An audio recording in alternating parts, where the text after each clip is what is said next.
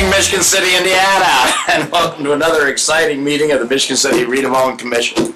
So glad to see we've got a full audience here, or half full audience, and our agenda tonight is relatively small in that it's only 25 items. So we'll try to push through in an efficient way, but still not with an efficient way, but still making the best decisions we can for the future of this city. So we call the meeting to order and let the record show that all commissioners are in attendance with the exception of Teresa Edwards, who's a representative from the school corporation, and Mayor Meir. So, and Mr. Cernak, would you like to comment on our executive session? Excuse me. There was an executive session immediately before this meeting. No items were discussed that were not permitted by the open door law, and no decisions were made. Thank you. All right, let's move on to item 3, approval of minutes from the executive session on October 7th and the regular meeting on October 7th. Move to approve, Mr. Chairman. Second. Moved and seconded. Any further discussion? All in favor, signify by saying aye. Opposed? Thank you. Item number 4, approval of claims for November. Mr. Phillips.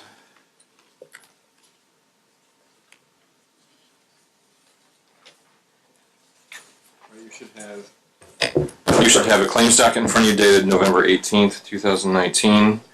On that, you will note standard payroll items for October of 2019. Claims to the operating fund include monthly retainer for October of 2019 for Alan Cernak, copier fees for September, October, and November for Great American Financial, payment to Van Osdal and Farrar for new recorder pedal and headset for the recording of meetings. Claims to the North TIF Fund include payment to Barnes and Thornburg for legal fees related to the Trail Creek project. Beachside Gardens for the balance of the Redevelopment Commission's share of the landscaping for Franklin from 9th Street to 4th Street. As you recall, a portion of that is being paid for by the Michigan City Main Street Association. Beam Longus and Neff for right-of-way acquisition services related to the double track project. Butler, Fairman, and Seifert for costs related to right-of-way services for the Singing Sands Trail Phase 2 project. City Controller for reimbursement for invoices paid to Haas and Associates for Pine and 9th Street resurfacing project, paving and resurfacing project. Department of Waterworks for hydrant meter readings for September and October for maintenance of Redevelopment Commission owned properties. EC Babilla for costs related to the Blue Chip expansion project pertaining specifically to the roofing for that project. John Doyle and Associates for legal description regarding related to the double track project. For LaPorte County Appraisal for appraisals for land located within the North TIF District. Marquis Electric for 11th Street Station repairs for lettering and other repairs for the signage on that site. Neighborhood Capital Institute for services for developer selection for the Memorial Hospital site.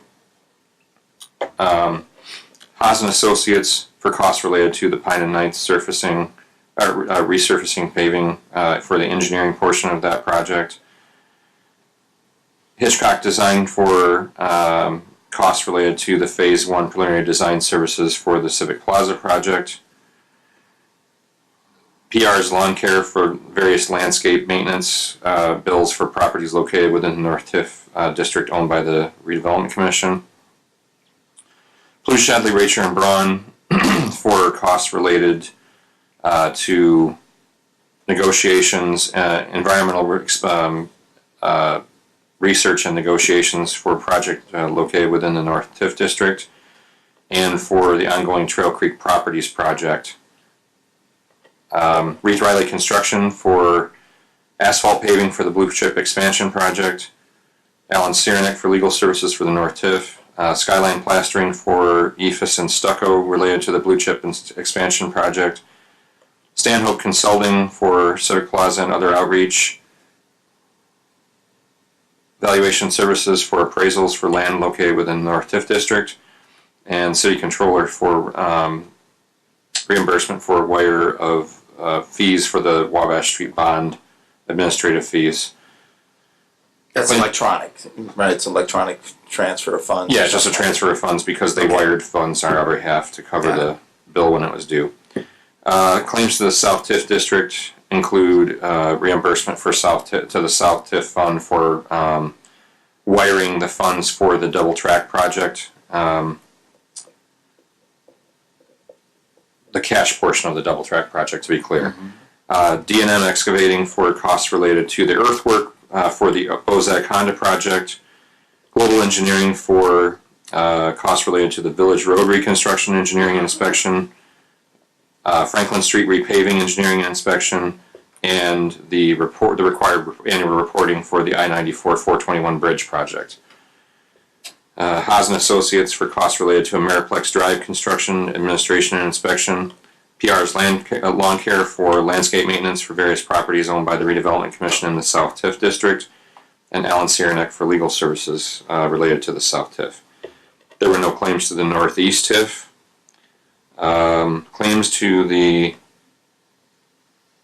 Ohio Street bond include a reimbursement to the sanitary district for design services related to the Village Road, Southwind Drive stormwater improvement project, and claims to the refunding of the Lafayette Barker bond for various bond issuance costs and reimbursements related to that refunding. Claims to U.S. Bank, a claim to U.S. Bank for various bond issuance costs and reimbursements for the double track bond process. I think that's it. Okay, just a couple comments. On the funding for the double track, I understand we did make the deadline relative to the city's obligation. I want to say it was November 22nd, I believe. October 22nd. October 22nd, thank you. So, For the cash portion. and as well as, the bond proceeds were coming. Right. Right, so, okay. Any other comments or questions on the claims? I have one question, or one comment to make. The $6,077.04 for Beam Longus and Neff for the right-of-way acquisition services, these were for services that occurred, as you recall, we were negotiating with one of the environmental groups. We ended up not having a contract with them, and we ended up, but we did enter into a memorandum of understanding with them that we would reimburse them for any invoice services that they did in the interim prior to us signing a formal contract with BL&N. I have requested on at least 2 occasions an explanation of the WSP invoice for that amount. I've yet to get an answer for what that all means. BL&N also then submitted an invoice despite my request that they send those through me, since I told you all that I would look at those invoices, and because there were a lot of things I didn't understand from what the services they were providing, that I'd be able to give you an explanation for those services. Those are not on the claims docket for today, but what I'm suggesting is that I figure if we don't pay the money, I'll get a call back finally. My suggestion is that you not pay the $6,077.04 to Beam Longus and Neff, and we'll take that up in December, along with all the other invoices that have been submitted but are not on the claims docket for today.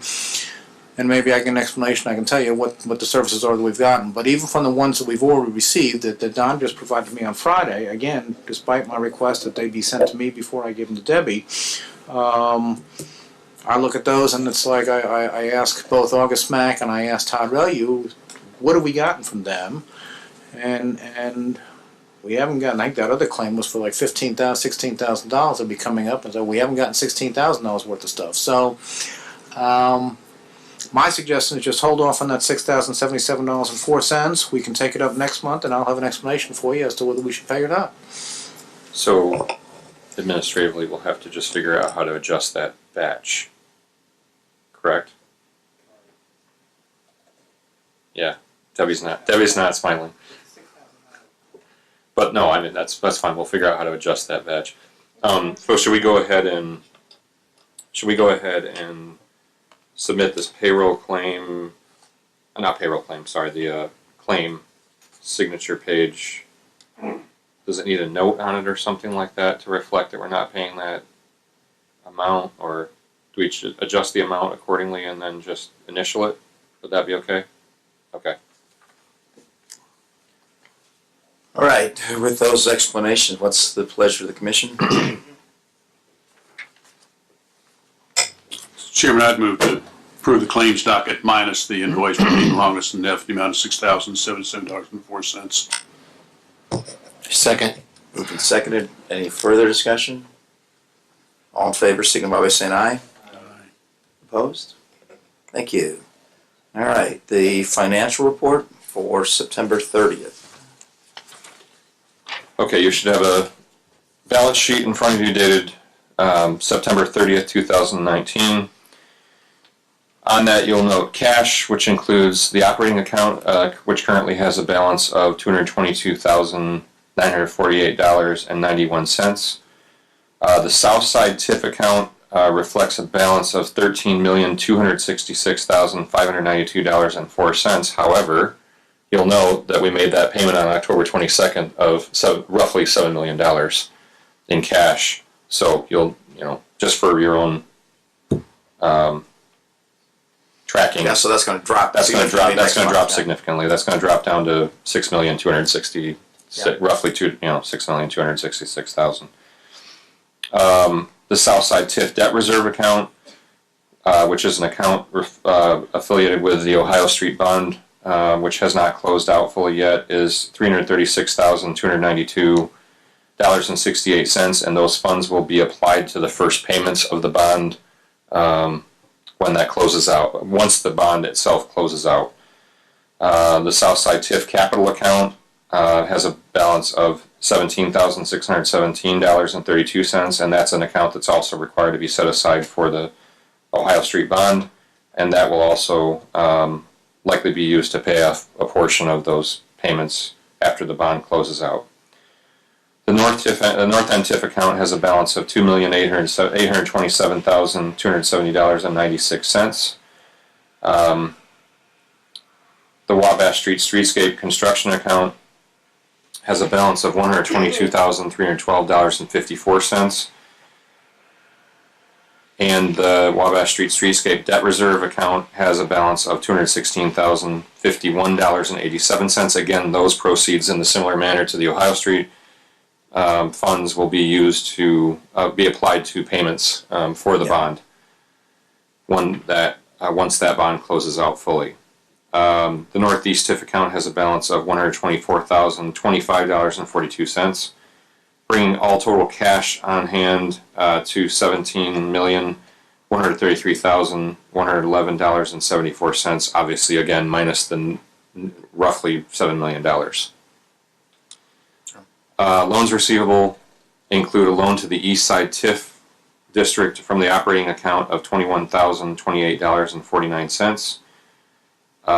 We will expect that to be repaid to the operating account once we receive the first disbursements for the East Side TIF, expected to be next year. And on our portion of the county business loan fund of $133,333, bringing total loans receivable to $154,361.49, which brings our total assets to $17,287,473.23. All right. Any questions on the financial report? What's the pleasure of the commission? Second. Moved and seconded. Any further discussion? All those in favor signify by saying aye. Opposed? Thank you. All right, our first substantive discussion, I guess. Upper Story Program request for funding for 113 York Street, Skylar and Anastasia.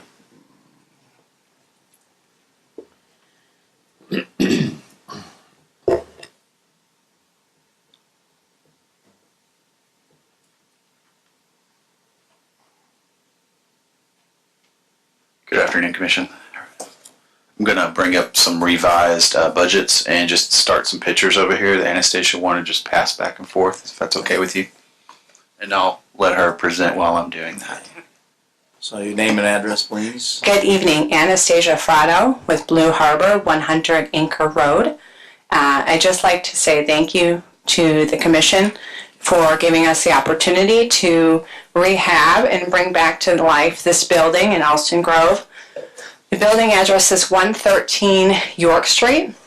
The building has been vacant for some time. It's part of the original Zorn complexes, and it is a historic building.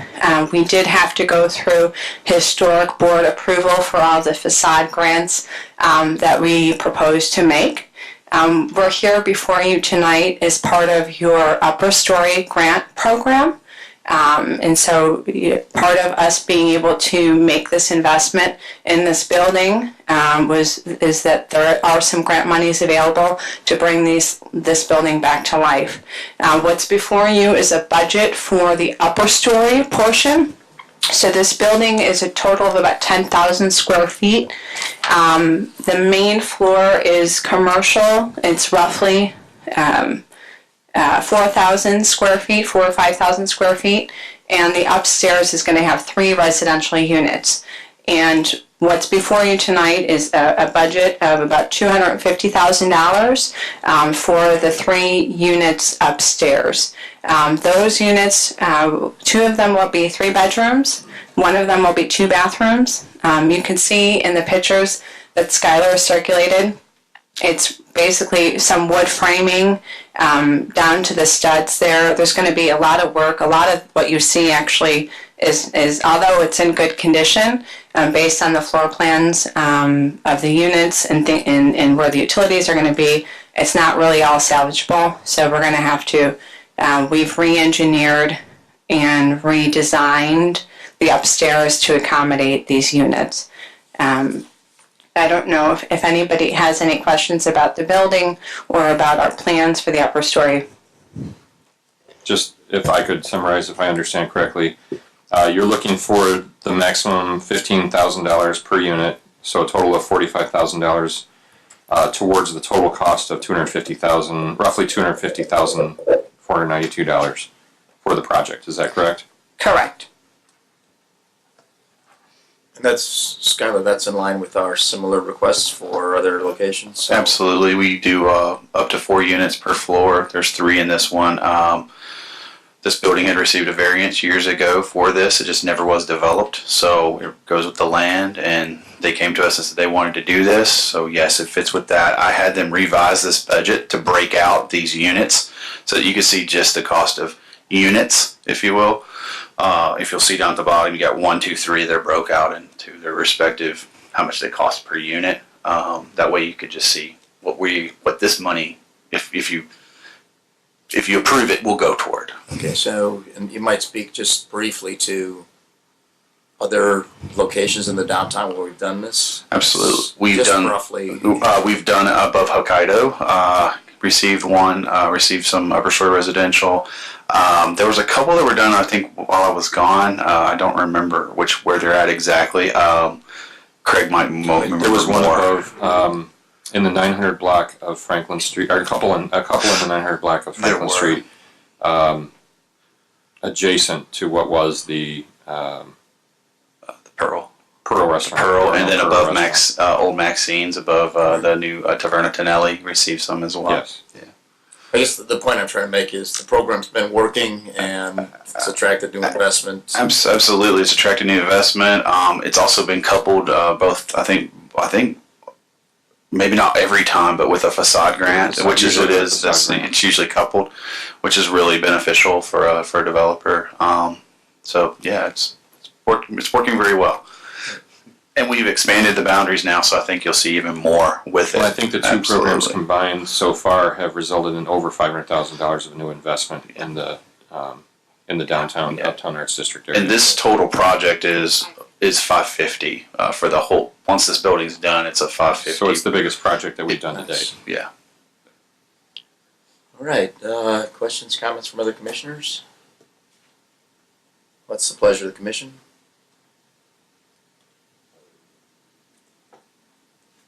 Move to approve. seconded. Any further discussion? All in favor, signify by saying aye. Opposed? All right. Thank you. Thank you. Thank you. It's exciting. I think for years people have dreamed about the brewery facility, being restored at some level to its previous glory. And this is just another step in the process. So, thank Yeah, you we're very excited about this. Thank you. Thank you. Thank you, Board. All right. Next, my favorite item on the agenda, Michigan City Area Schools Technology Grant Renewal Request from Kevin McGuire. And I know Dr. Barbara can't be here tonight. I suspect she's in Indianapolis, but that would be my guess. But I can't speak to that. All right.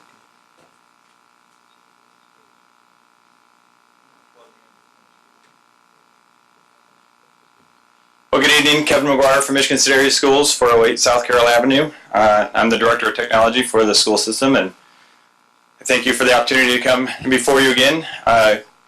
Good evening to everybody else in the community. It's kind of crazy to think that this is the 5th year. It's almost been 5 years, or it has been 5 years almost to the week that we proposed the one-to-one initiative. And this is my 4th time giving a fall update. As well as an update tonight, we're also going to propose our vision and our next steps on what happens after the one-to-one initiative and how we're going to move forward with that. So I appreciate the opportunity. And I was so excited, as I always am to get here, that even my family decided to make it out tonight and come through this lovely presentation. I suppose you're taking them to dinner afterwards, right? They're taking me to dinner. Well, So tonight, some things we just want to go over is the update on the final budget, our last year's budget, our accomplishments this year, and also this year's theme for the school districts is Giant Leaps, and what is that next leap for us? What is that next move moving forward? Just want to talk about our media center transition plan, the budget, and the expected outcomes of that plan moving forward. So real quick, where we're at now, what's going on with our last year of our one-to-one initiative, and again, as usual, I got about an hour presentation that I'm going to try and cram into 15 minutes, so as always, if there's any discussion or any question that you have as I go through this, please interrupt me. We'll try and get through it as quick as we can for the other 20 individuals that unfortunately have to go after me. So the big thing, as always, in that grant was staff development, and so it's a big component of what we do. Roughly 2/3 of that grant was staff development. It was all for the teachers. As you know, as we move forward and we discuss, the actual components of the devices are now picked up and those costs are taken on by the parents and moved into the textbook rental. So that was the sustainability of the grant, and we're starting to see that. This summer, we continued our staff development plan and project, and we had over 120 teachers that did multiple staff developments just directly with technology. Currently, our classroom teachers have received 4 hours already to date this year, so the 2 hours in each month of September and October. We did our Blackboard training, and the cool thing, as I mentioned, if you recall back in those presentations 5 years ago, I said when we can have school without students being in the classroom, that we really felt like that was a successful program that was moving forward. And this year we have scheduled 5 e-learning days. We have already had 2 of those days, plus an inclement weather day already, and it's only middle of November. Welcome to Northwest Indiana, right? So, are we 100% with that? Are we doing fantastic with that? No, we still have work that we have to do. We still have growing we have to do. But certainly the fact that we can offer those courses and not have to make those days up at the end of the year is a huge positive and a big... not for the kids. More for the parents, I think. So the equipment and infrastructure, we talked about it already. Every child now grades 3 through 12 has received a device, and they're assigned that device in the classroom, and that's the device that goes home with them. 4 through 12 is taking those devices home. 3rd grade is in the classroom. We're leaving that up to the teacher if the student wants to take that home, if they know the e-learning days come and they have that option. 3rd grade is kind of that transition. What we're doing at K1 and 2 then is that they're getting kind of the older devices right now. They're in the classrooms for those teachers. For those students, and they just have access. It's not necessarily one-to-one in that every student has a device, but they are shared devices within a classroom. Our next step with this is moving forward to a one-to-one solution, more of a tablet solution as opposed to the clamshell Chromebook that you're familiar with and used to. The other big thing is that we've increased our bandwidth to 1,000 megabits per second. And I bring that up and I bold that because that just shows the amount of data we are now transferring in the building. And it's no longer on our wired network, it's now on our wireless infrastructure, I noted that we have updated our Wi-Fi at the building. That's actually the second round. So the first year, the dollars that were granted to us, we worked on upgrading the Wi-Fi. Now over that 5-year period, we were in fact upgrading it again because of the density and the need that we have in the building. So again, a testament to how the devices are being used in the classroom and the fact that all students are connected to the internet. So some things that we talked about was what's going to happen with the program and how we're going to move this forward, what we're going to do with the devices, how it's going to change education. I'm very pleased. One of our star programs that we have out of this is one of our star programs, and Trying to turn it off. It's not doing it. our tech support program is completely ran by students now. So we have 16 students that they take a course, as well as they are kind of like an office aide where they're available to the students in the classroom, and they are doing all support at the high school. We're now also transferring devices from the elementary schools and middle schools up to have the high school students fix those devices. What I'm really pleased with that is last year, of course, it was a building year. It was our first year. We're kind of rolling that out. This year, I stopped in at the school and take a look at the program and talk to the students, and they are now at the point where they're fixing the Chromebooks before the students leaving. So no longer are we handing loaners to the students. They're doing it real time right in front of them. Obviously, if device is completely destroyed, then there's a loaner program that we have. But the students are so caught up and so quick at doing this now that keyboard breaks or monitor breaks or battery needs to be replaced or whatever, they're doing that real time and the students aren't losing any time in the classroom. So very pleased with that. I also want to note that we have expanded our PLTW program at the high school as well, which is our engineering classes. We have the cybersecurity class as well that we are now offering. This is the first year that we're offering that. And then our computer integrated manufacturing course. I mentioned the Tech Zone. I just want to give you a few pictures. Again, I'm just very pleased at how quick the students are turning around. It looked nothing like this last year. We literally had hundreds of Chromebooks in the room stacked in piles. Those are actually parts on the shelves, not devices. You walk in, desks are empty, and devices are getting cleared out. So very pleased with the students. And the techs that manage the zone and teachers that teach the class are very, very pleased with the quality of the student that we're getting this year. And that's really what we hope to see as we move forward. These students are going to be prepared to walk into any level 1 tech support service as their first job out of high school. We'll continue to work on the accreditation for them, the curriculum that we build on the backside of that. But I'm very, very confident that they can walk into any level 1 tech support and do the jobs of a basic technician. So the nit and gritty of the numbers in this doesn't change a whole lot from year to year. The last couple years, as you know, this is really just a maintain and a completion of the program. Software networking, so on and so forth. But again, I just want to point out that $380,000 that is for staff development, and that is for real-time training for our teachers. And generally that happens after school. Teachers stay after for professional learning communities, and they receive the training then at that time. We also have stipends that are set aside for the summer program. That's the digital transition program on the grant on the budget. So what's next? Where do we go and how do we move forward from there? And I mentioned that this year the theme in Michigan City Area Schools is giant leaps, and that's what I kind of feel like I've chewed off when I started this conversation a few months ago. And then, of course, here in the recent weeks as we start to develop the plans and start thinking about it. The big thing, though, that's pushing our next proposal and our next plan is the computer science standards, and we'll talk about that a little bit.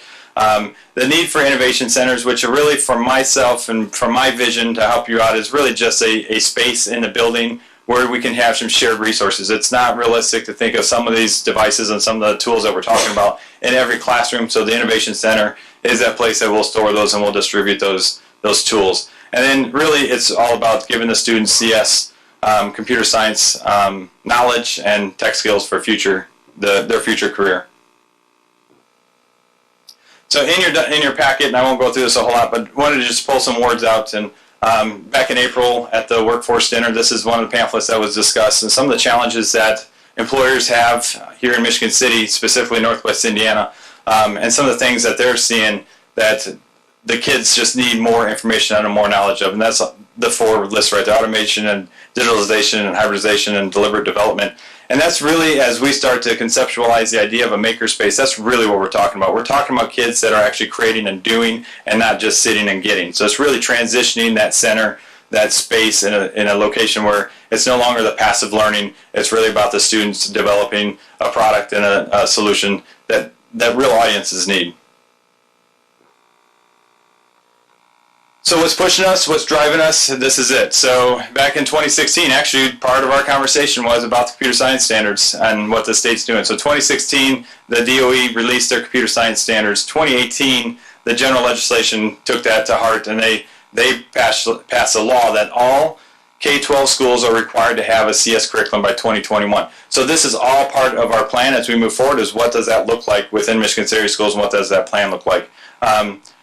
This year, our students took the new iLearn test, which is the iStep replacement. On that test, 20% of the 6th grade questions were all about computer science standards. So the state is certainly putting their emphasis on computer science, and certainly we got to back that up as well. So some things that we have going on in the district already, because this isn't our first steps, right? We've been kind of rolling with this a little bit, working with the after-school program. They now have a project that's working in 5 of our elementary schools. It's a computer integrated manufacturing that they move from school to school, and it's for the after-school students. I'll share some pictures in a little bit. Of course, hopefully you've heard about our robotics program. We've been very successful in the robotics program, both at the high school level. Edgewood offered last year the first in Michigan City a VEX robotics program, where several hundred students were at the building at Edgewood. So it's all just building it up. We have a lot of Lego Mindstorm kits and things that we share with the library and within the district. I didn't mention here, but we are also kicking off a Coder Dojo. We started that last year, so it's just a place where students can come and play, and working with Safe Harbor in that regard, as well as the libraries. We have a great relationship with the LaPorte County and Michigan City Public Libraries. They have been fantastic in that they can help us provide solutions to our classrooms. So our teachers have the capability to actually go in and pick out a solution, or if they want to use a Sphero or an Ozobot, they can check it out from the library, and we have somebody, a mailman, that stops at the library, picks it up, and brings it into the building. So any one of our teachers in Michigan City Schools has access to all of the resources that LaPorte County has in this regard. We've also partnered with Unity Foundation, the Michigan City Economic Development, and several others, and offered our Week of Code. Again, just shameless plug, that will be the first week of December, the first full week of December this year.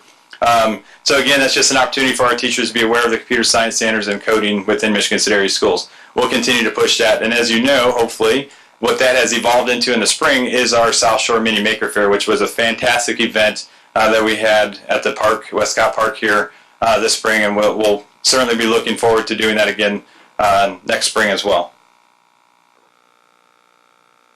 So I mentioned some of the things that are going on. This is just, again, a little bit more focused on the workforce development. We've had some great community partners step up. We work with manufacturers and partners at the high school level, again, discussing our PLTW courses, make sure that we're offering skills that they're looking for. Same thing with the middle school. We're trying to match our middle school now. This is the first year we have PLTW in both buildings. What is PLTW? Great question. Thanks for asking. So that's a canned curriculum. It stands for Project Lead the Way.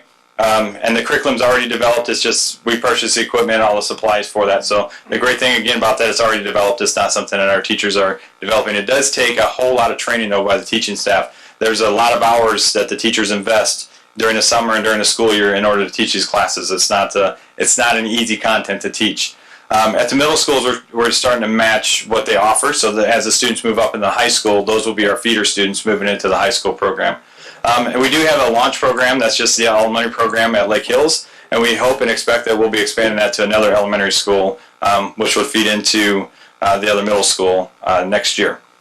I already mentioned the cybersecurity course we offer now to juniors and seniors. The computer tech courses are offered to sophomore, juniors, and seniors. And just fresh off the block, October 22nd was our ribbon cutting for the Compressed Air Academy. Started with a partnership with Solaire, and Decker jumped on, and Sullivan Palatech, thank you. So great partners in there. If you have any chance to see that room or those spaces, I'd love for you to give you a tour of the building. And then we've also worked with the Unity Foundation as well as the workforce development at the state level, and they offer the Skill Up grant as well as some tools, and that picture is actually one of the tools they do or they use. That transfers around between the high school and AK Smith, and students have access to some computer manufacturing as well as some automation pieces. So during our discussion and what we have going on, and the partnership we have with Safe Harbor, this was kind of telling. I really want to share it with you. And you have a document in your folder. It's kind of yellow and blue. It's very hard to see, so I just gave it to you. You guys can read through it at your own leisure. but this was really telling of what we have found about manufacturing in general and computer manufacturing. Students just don't know, and they just don't know what they don't know, so they don't ask the questions. And very easily for any of the audience, you can see this is a pre and post test, and admittedly it's not a very large sample, but it is a sample large enough to at least get some information out of it and some data out of it. And what was really telling is that once they knew about manufacturing, and specific computer manufacturing, they had more interest in it and they started asking more questions. And the graph just easily shows and depicts just really what one lesson, this was in a 2-week project that they did, how we started changing the mindsets of the students. Yeah, so it went from, just let me belabor Yep. just a second for you. So, in essence, in the past, it was, you asked the question whether you know what manufacturers do or you have thought about a career in manufacturing or not. In general, the response was slightly disagree. So, virtually very limited interest at all. Absolutely. To now move up to most approve or strongly agree. Yeah, absolutely. That's a potential career direction for me. Correct, and I relate that as that slightly disagree as I just don't know, right? Because I can't disagree with something I don't know about, so if I don't know about it, I'm just going to either not disagree or I'll be in that slightly category. So that's kind of how I depict the graph myself. So current media centers, this isn't going to surprise you. This is something that you guys, if you walked in any building really, this is what the media centers look like, any traditional building. These pictures are taken both at Barker and at the high school. I wanted to take a picture of the glass wall at the high school because that's what it is. It feels like you're in a fishbowl when you're in the library. Remember, this building was built 50 years ago. Barker, I wanted to get a picture of that because, again, it's a fairly new building, newer, right? It was remodeled in the early 2000s.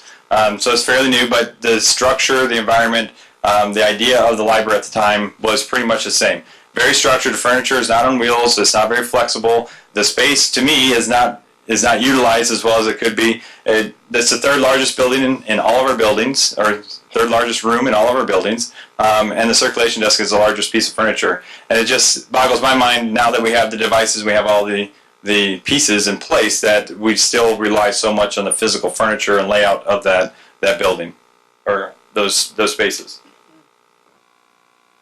So, and yes, these are lovely, bright, colored pictures, and mine aren't nearly that colored, so it's kind of a weight loss idea, right? I'm going to show you the nice, pretty pictures with the innovation centers. But really what I want to get out of this is, and for the audience and for everybody, we aren't replacing books. Books are still going to be a part of the media center. It's still going to be part of our innovation center, but it's moving into more open, more collaborative, more flexible, more resources, more availability to those resources before, during, and after school. These are spaces that can be used by any one of our students that are in our building. So as we move into this idea and this concept, it's a place for students, as I mentioned before, to get out of the passive learning, to get out of the spot where I'm going to go grab a resource and I'm going to try to retain that information, to where I can actually build, create, and make within these innovation centers moving forward. So a big part of those innovation centers is going to be that makerspace idea. You probably heard about it. This has been a buzzword in education for a while. I don't think it all relies on the makerspace. The makerspace itself is certainly a part of the puzzle. It certainly have to have the tools in order for students to be innovative, but it's not just about the makerspace. However, these are tools that we certainly will use in our environment. There's Lego Robotics, I mentioned, Spheros, Ozobots. These are all tools and robotic tools that students currently use right now to make and build. The other pieces that we want to get are a little bit higher end pieces, CNC machines, milling machines, whether that's metal or paper, 3D printers, the large 3D printers, so they have the capability to really create and make things that they have a need and a use for. This is very recent. Actually, it's recent as about 3 o'clock today. So this is to date from the Indiana Department of Workforce Development. We asked them what employers here in Michigan City are looking for. So this is specific to Michigan City. These are jobs that have been posted to this year. I took the top 20 or thereabouts skills that employers are looking for in today's employees. And these are all things that I went ahead and made bold just to kind of point out things that I feel that we can start addressing within these innovation centers. What was also telling to me, and I don't have a slide for it and I apologize, is I recently listened to a TED Talk. And during the talk it was discussing where education and where the workforce is going to go in 20 years. And as you think about what we currently have that's on our forefront, things like automated vehicles, things like robots, things like AI technology, clerks, and most of your newspaper articles now are written by a bot. If you start thinking about that, and now we're just in the forefront of it, I would argue that these skills in 20 years are going to be old skills, and we'll obviously be looking at new things. But all the jobs, and if you take the top 20 jobs with transportation as number one on that list, if you take all those jobs and what's going to be available to our students in 20 years, most of those jobs, roughly 45% of your workforce is going to be automated. So it's even more telling that we have to start doing things quicker in our schools, because those students that will be looking for jobs in 20 years are in our classrooms now. And it's really telling that we need to move forward on how we can help them create the skills that they need. So this is hundreds of jobs postings. Just in Michigan City, employers are yes. saying that we got to have these skills. Correct. So the Workforce Development scanned all of the jobs that were posted for Michigan City, and then these were skills that were listed as a requirement of that job. Staff development will again be a key point to what we move with, to the innovation centers and how we move forward. It's a large piece of the budget that we have proposed. Next Tech is just one entity that we have partnered with, and that the state has partnered with, and it's really about planning and giving the teachers knowledge on how to address these computer science standards that we are required to instruct. So we'll continue to work with our PLC time. I mentioned the teachers are doing that after school. They'll continue to do that. We'll continue to offer our we'll continue to offer our summer PD planning, as well as they'll get opportunities to go to conferences and learn from other teachers. We've partnered with Unity Foundation again, and one of the school districts that are working with them on an e-learning / technology PD day that they offer at Purdue Northwest in the fall. We'll continue to do that as well. So actually, I'll skip down here and we'll go backwards a little bit. So this is the proposed budget. I try to keep it in the same format that you're used to from me on how things are laid out. Just wanted to kind of break things down on how this looks. Obviously, the big lift for us is going to be the high school. We're talking nearly 7,000 square feet in that location. We're talking old furniture and old technology. And we now have students that come in with devices. They don't have a place to charge them. They don't have a place to sit in flexible seating areas. So the high school is going to be the big lift, and primarily because of just the size of the room.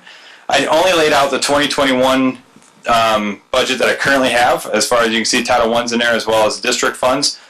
Those are only what I know right now. Certainly, as we move forward, there'll be opportunity for more dollars. We have discussed with with Lance, the business manager, on the possibility of doing common school loans or other granted funds, other ways to find some more dollars to move this project forward. I don't suspect, I know, I've been at this long enough, I know that this ask isn't going to be the entire project. If you recall, what I laid out 5 years ago was a $10 million 5-year plan, and we asked for roughly the same numbers from the Redevelopment Commission. That project, by my best estimate, is about $680,000. So we were able to pull in other dollars, other grant funds to make that happen, and of course you can see the benefits of that. So there's the budget, and this includes things like furniture, equipment, the makerspace tools, the needs, and things that we have. But the big piece, again, if you look down to the bottom, is the computer science training for the staff. It's a big piece of what we're doing. It's really all about training for the teachers as well, because they have to be the ones to instruct the students moving forward. So I'll go back up, and then so this is the proposed distribution, the 5-year distribution as we look forward. Again, breaking down, it was following the same pattern we had with the $600,000 a year from last proposal, with the heavy lift at the beginning, year one. So timeline, and I'll just run through this real quick. Really, high school will be the first. High school is the flagship. It's got the biggest need. It's the most space. It's going to be the biggest, like I said, the biggest lift. But while the high school is going on, while we're working on that, we'll be developing our plans, and we're in those conversations right now. We're not waiting for these dollars to move that forward. We're having those conversations now. We have to have a computer science plan for the district, so that's moving forward. We also need to have a curriculum chosen for the district, so that will continue moving forward. So all that's going to happen in the calendar year of 2020, with the elementaries and middle schools to follow. So that's essentially how we'll be rolling through. But everything will happen in parallel as we move forward.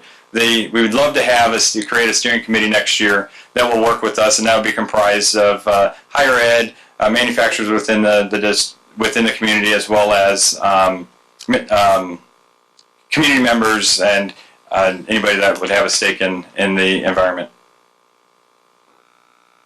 And again, it just adjusts for the years with, again, the same idea where we'll be maintaining and moving forward in the latter years.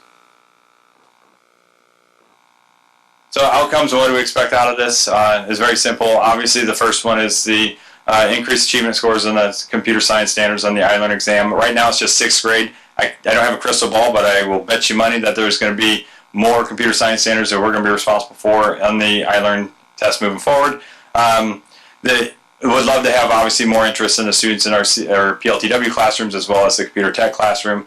And then, obviously, just students when they graduate will be much better prepared for the workforce moving forward. And hopefully we can start checking off some of those things that we know our employers are listing here in Michigan City. So with that, I buzzed through a lot. There's a whole lot of information. Just looking for any questions or... Sure. Any questions? Sure. Go ahead. Number one is obviously in the past the Redevelopment Commission contributed $600,000 a year, and I think in year one the City Council contributed $1 million towards that 1.6. That is correct. And this time you're asking for that all from the Redevelopment Commission? Correct. Okay, that's a big consideration. It's above Just what we had in the budget, right? being the one who knows what the finances look like, that's a big consideration. So we might need to discuss that some more. So let me ask this. So currently in the budget, I believe we have 600,000 Yes. for the next several years. Yes. Okay, so the lift is the $1 million for the first year. Mm-hmm. I'll ask the pleasure of the commission in a minute, but I do believe of all the investments we've made in Michigan City over the years, whether it's the two-way streets, the pavilion, the streetscapes, all the lighting, all the investment in the neighborhood, all of that, every place, even Friendship Gardens, although it's in line with this, and the Lebesnick Center, this is the best money we've ever spent in the city. And I used to hear routinely from people that our schools were falling behind to other school districts, and that we were even having trouble having people want to come live in Michigan City because the schools were thought to be not quite up to par. And I think our investment in the children of our city are just critical to the future. So I would hope that we find a way at a minimum to cover the $600,000 we have in our budget for the remainder of the next few years. And I'll defer to the rest of the commission relative to the $1 million on top. Yeah, of the $600,000 is something that we have basically planned on. It's in our plans finances. already to go. So The $1 million is where we might have to, the additional $1 million is where we might have to have some conversation. The only place, you can look at the finances that I just read, in the record. Exactly. The only place where that could be made available would be the remaining South TIF funds. And we just have to have a discussion about we make this what those priorities are. Obviously, we've got some big priorities like Marquette Mall renovation, Marquette Mall renovations and potential streetscaping on 421 South and that sort of thing. So we just need to figure out how that fits into the mix. All right. Plus, I'm sure the new administration will want to have some discussion relative to what their future priorities are. So, any comments or questions from the other commissioners? Well, I really hope we can get this done because, as I said there, you guys just said it yourself, Mr. Babcock, all the things that we try to do up here, if we don't get our kids ready for this and get our school system up to par or whatever they think is up to par or whether it's not, this stuff is helping it that way. And if we don't do that, we're not going to be able to bring all the people to this town that we want to do what we're trying to do here. Mm-hmm. So I hope we can really figure this one out and get it fixed.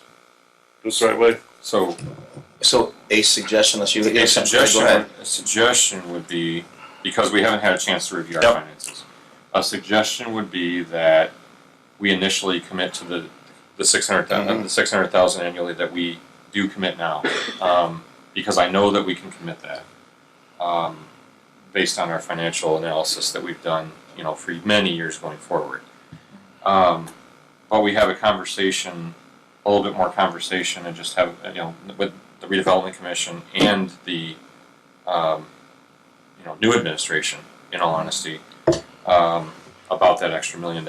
I think that ultimately we should do it. I think we just need to understand how that affects our existing priorities.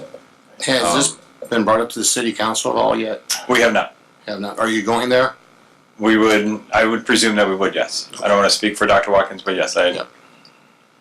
Obviously, with politics the way they are, with the new mayor coming in, we need to have those conversations too. So I think my recommendation would be that we continue to commit to the level of funding that we have in the past. And then, Assuming- and then assuming pursue that- further discussion. Assuming that, again, the incoming administration agrees with that, but Sure. we've been on that trajectory now for 5 years. And this there's is nothing proof in- positive.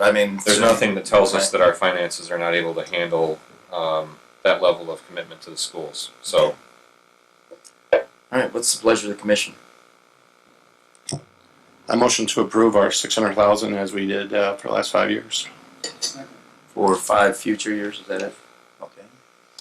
Any further discussion? All in favor, signify by saying aye. Opposed? All right, thank you, Kevin. Thank you very much. And if Thank there's you. any other discussion, we'll be happy to have. That's just, I know you could fill the room with teachers and the children, and I see Wendell here. So, thank you for joining us. Well, you have a great presence, so it's good. I think we were all children at one time, so anyway. All right, thank you so much. All right, on to the next item here. Request for Memorial Hospital Site Project Update. I'm sorry, no, excuse me. I can't even read right.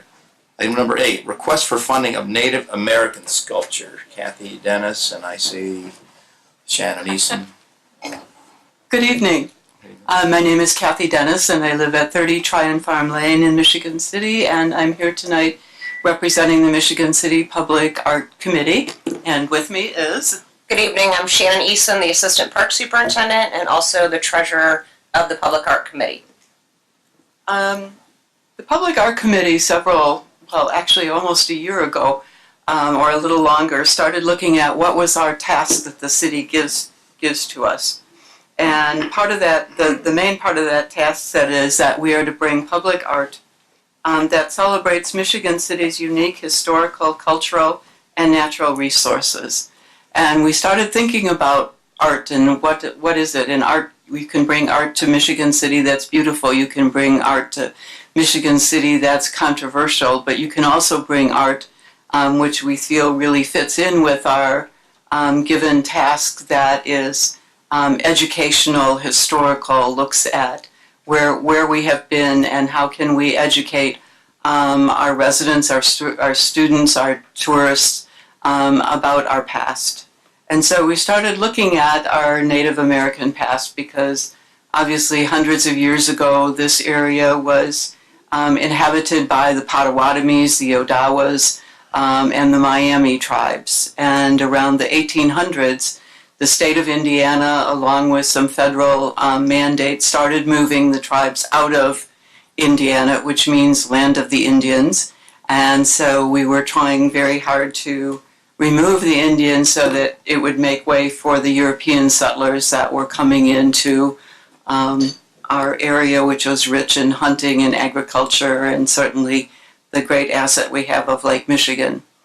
There was one group, the Pokagon Band of the Potawatomis, which became exempt from the moves to move them out of the area, and it was because many of them had become Christians, and for some reason at that time that exempted you from being moved. So the Pokagon Band, which is now headquartered in Dowagiac, Michigan, but still claims 6 northwest Indiana counties as home, and we are certainly one of them.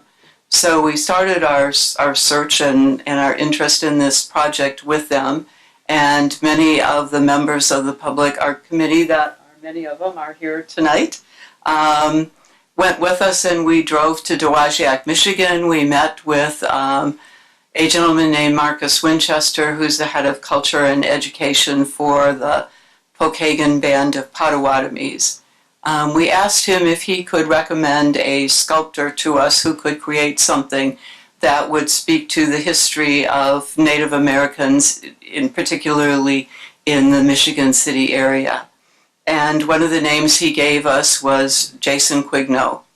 Jason Quigno is a Potawatomi and has a couple other Native American tribes in his ethnic background. He works out of Grand Rapids, Michigan, and he was planning on being here tonight, but he injured his back and was unable to come. He is an award-winning sculptor. He has sculptures in many different states across the United States and in several foreign countries. He has suggested a piece of art that the Pokagon Band has become very enthusiastic and excited about because it represents the values of the Potawatomis and the other tribes in this area. And I think you all got a copy of the piece that we put together that has a copy of something that would look very similar to that. Our proposal is that you would help and become a partner with the Parks Department and the Public Art Committee to make this sculpture a reality in Michigan City. And Shannon's going to talk about our partners and a little bit more about the funding. Thank you, Kathy. So the Public Art Committee couldn't write this grant because we're not a legal entity, we're a committee. So the Michigan City Park Board did agree to submit a grant application to the Indiana Office of Tourism Development for a destination grant. I myself would manage the grant once it's awarded. We have a long list of partners contributing to the narrative of the project, which we use to inspire the sculptor to make this unique to our area, unique to our resources, and not just another Native American Indian sculpture. I'd just like to list some of our partners: Michigan City Park Department, Michigan City Public Art Committee, the LaPorte County Convention and Visitors Bureau, the Michigan City Historical Society, the LaPorte County Historical Society, the Pokagon Band of the Potawatomi, the Lebesnick Center for the Arts, Blank Contemporary Art Gallery, and hopefully tonight, the Redevelopment Commission. Currently, we do have some dollars committed. LaPorte County Convention and Visitors Bureau has given us $5,000 towards the project, as has the Michigan City Historical Society. They've also agreed to do a temporary Native American exhibit at the Old Lighthouse Museum in 2020 and 2021 and possibly beyond. And then the Michigan City Public Art Committee has invested $5,000 to create a maquette, which is just a small version of the proposed sculpture. We hope to have it to you tonight, but because of Jason's injury, we hope to have it in the near future, so that investment has already been made. Beyond our partners who have committed either information to the narrative or financial support or in-kind services, I forgot to mention Haas & Associates. They're donating free engineering services for site selection. We have a lot of supporters out in the community. One is Friendship Botanic Gardens. John is here tonight. I don't know if you want to say a few words of how this will connect with a Native American project that the Gardens are working on. First of all, I'd like to thank all of you for the support that you've given the Friendship Botanic Gardens over the past 4 years. I'd also like to give you some data to let you know that it's been money well spent. 4 years ago, 2,000 people went through the gardens. This past year, over 50,000 people have gone through the gardens. And we have become not just we're a cultural place, we're a place for education for children and education for adults. We're a place for entertainment. We're becoming a place for weddings right now. We've already got 2020 is booked. We're working on 2021 and 22. We'll do about 60 weddings this coming year at the garden. What's happening to the gardens, and we've tried to, we had a two-day retreat about 2 weeks ago just to figure out who are we, how big do we want to get. It seems that the community, and our community right here in my home, is that people are responding enormously. And just to put this few things in perspective as it ties to what we're trying to do with the Native American garden at the garden. We had an Easter egg hunt in April. We had 2,500 students, or 2,500 children show up. We had 15,000 eggs. This year we have to look at around 25,000 eggs. We have to have volunteers to do it. We had the South Bend Television come and say, what is going on in Michigan City? The Friendship Botanic Garden. We don't know where to park cars. We have a lot of issues, but they're positive issues of what's occurring here because the community is responding. And we do a lot of educational events like the Reptile Rendezvous and the Butterfly Bonanza and so on and so forth for educational events for students, for kids. This coming year at the Children's Garden, we're putting in a beehive, and we have a bee master, but we're showing the kids can sit in there and watch bees make honey. Why do we need bees? Well, if we don't have bees, we don't have food. It's sort of a little bit of a prerogative. Those are so many exciting things that are happening. Two things that I have on my agenda this year is one, working with the Pokagon Group up in Grand Rapids to take the Native American garden that we have now and really make it a wow factor so people can get educated about what happened here 200 years ago. Where did the Indians come from? How did they live? How did they survive? And why they're an indigenous part of this whole country that we live in, and particularly in Michigan City. There's a lot of urban legend, and some say it's true, but Marquette had a lot of powwows with a lot of the Pokagons and the Miamis down on Trail Creek where the Friendship Botanic Garden is. I would like to think that's true. I think it's great. It could be because it is a really interesting, you're down surrounded by dunes and Trail Creek, and it was always a path that went through there. So when Kathy brought this up to me, I thought, my God, what an opportunity for Michigan City. What an extraordinary opportunity. We see this as something, we're becoming a destination point for our community, but also for people outside the community, our community, which brings people in here to see Michigan City, what a wonderful place it is to live, our National Lakeshore, the National Lakeshore Park, and everything that's so interesting that's happening right now is so exciting. And we anticipate over the next 5 years, from the meeting that we had, we're going to get to 100,000 people, and we're trying to figure out how are we going to do this for the community and for this for the people that live in the community, but also to bring people in here to realize what a wonderful cultural place it is to live in. So when I heard about that, I go, wow, this is so cool. So they certainly got my endorsement. We would love to have the sculpture, which is going to be a very large sculpture, focused a place in the Friendship Botanic Garden as we restore the whole Native American garden. Again, giving it a place where this is a place where people come, they can see it, they can observe it, they can enjoy it. And again, it's another cultural issue that I think we are sorely needed, and not just in the state of Indiana, which is Indian country, I think, but in Michigan City, Indiana, where the Pokagons and the Miami group used to exist, and we'd love to be a part of it. It's my endorsement. I also want to thank you so much for your support, and I'll be seeing you again, I'm sure. I've got lots of needs. Thanks so much. Thank you, John. All right, so anything else? I think just so what specifically is the request? I think one of the things when we started talking about this is that this is an opportunity that we have to bring a really large, very significant gateway piece of art to Michigan City, and not come to Redevelopment Commission or City Council and ask you to pay 100% of the cost of it. That we could find people who were excited about this project, and Shannon told you of the people who have already made commitments of funds for it, and now if we can get this matching grant. So what we're asking is that you give us a $45,000 grant, which will be used as a matching grant. The grant is due December 6th. And in order to be eligible for the $50,000 match, we have to have letters of commitment in our grant proposal. So we realize that we're on a tight timetable. Just one other interesting thing, and then we'll take questions. I think it was in 1836, the governor of Indiana talked with the Potawatomis and made a deal, and he bought a 100-foot wide swatch of land that started in Madison, Indiana, along the Ohio River, and came all the way up through the state and ends at the point where Trail Creek enters Lake Michigan.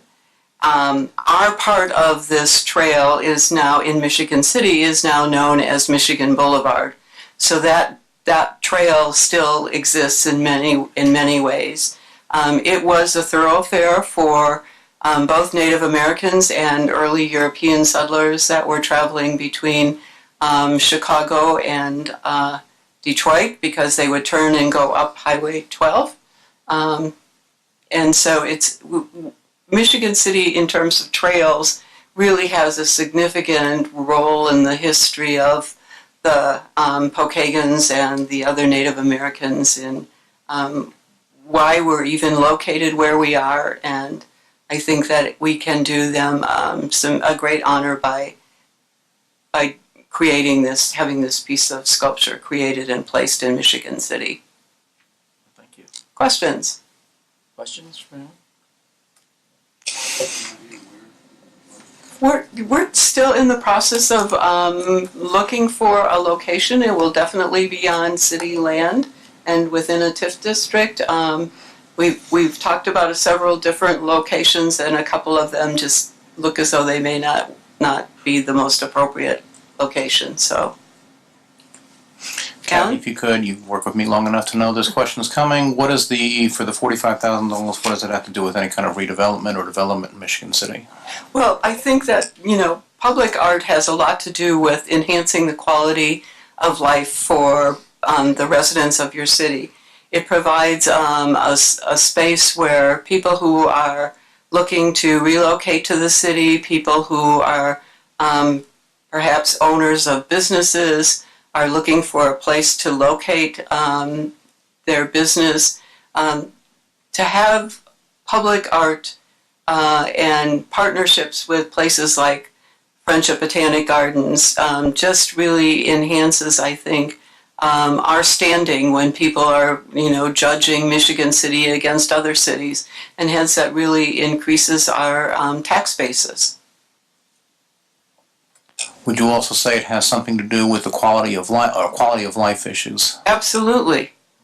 If we look at, I think that's one of the biggest things. Our plan is to not just put this sculpture in place, but to include storytellers from the Pokagon band, maybe some dancers who would come down and would perform, and we would bring in school children, we would bring in tourists, we would collaborate again with the Botanic Gardens to talk about native plants and how they are important to this area. So I think our ideas go way beyond just having a sculpture here. So a related kind of question, are there any other significant statues, memorials, monuments that celebrate our Indian heritage in Michigan City that you're aware of? None. Other than your house. Okay, so this would be kind of perhaps something that's been overlooked for a long time. There are none, which is one of the reasons we picked this project, of looking at it, because I think that there is a strong connection between our Native American history and who we are today, and that history has not been recognized. And so this, I think, would go a long way to do that. The Pokagons are very excited about the possibility of this happening and have been very helpful to us, and we certainly hope that they would continue to form that partnership, a stronger partnership with Michigan City, and provide some services. Shannon, do you want to? All right. And I understand the park board's supportive of this. Obviously, they were part of the application too. Yes, they approved at their last meeting the submittal of the application and management by the Park Department if it's awarded. All right. Any other questions or comments from the commission? What's the pleasure of the commission?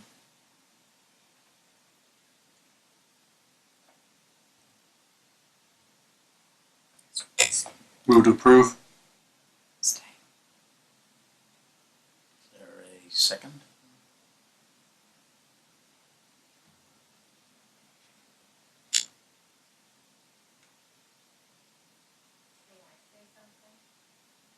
I don't know what's the proper form. Can you say something before it gets a second, or? All right. So we're on hold from. So is there a second for the submittal? All right. I don't think as chairman I can make a second, correct? Nope. So, all right. I guess going once, going twice. Anyone else want to support the motion? All right. Hearing none, it sounds like that lies. I guess fails for lack of a second. For the proposal, I'd encourage you to consider continuing to try to fund the project. I think it's a wonderful project and certainly a missed opportunity for the city for not doing it. So, Thank you for your time. all right. Thank you. All right. Item number 9, former Memorial Hospital site project.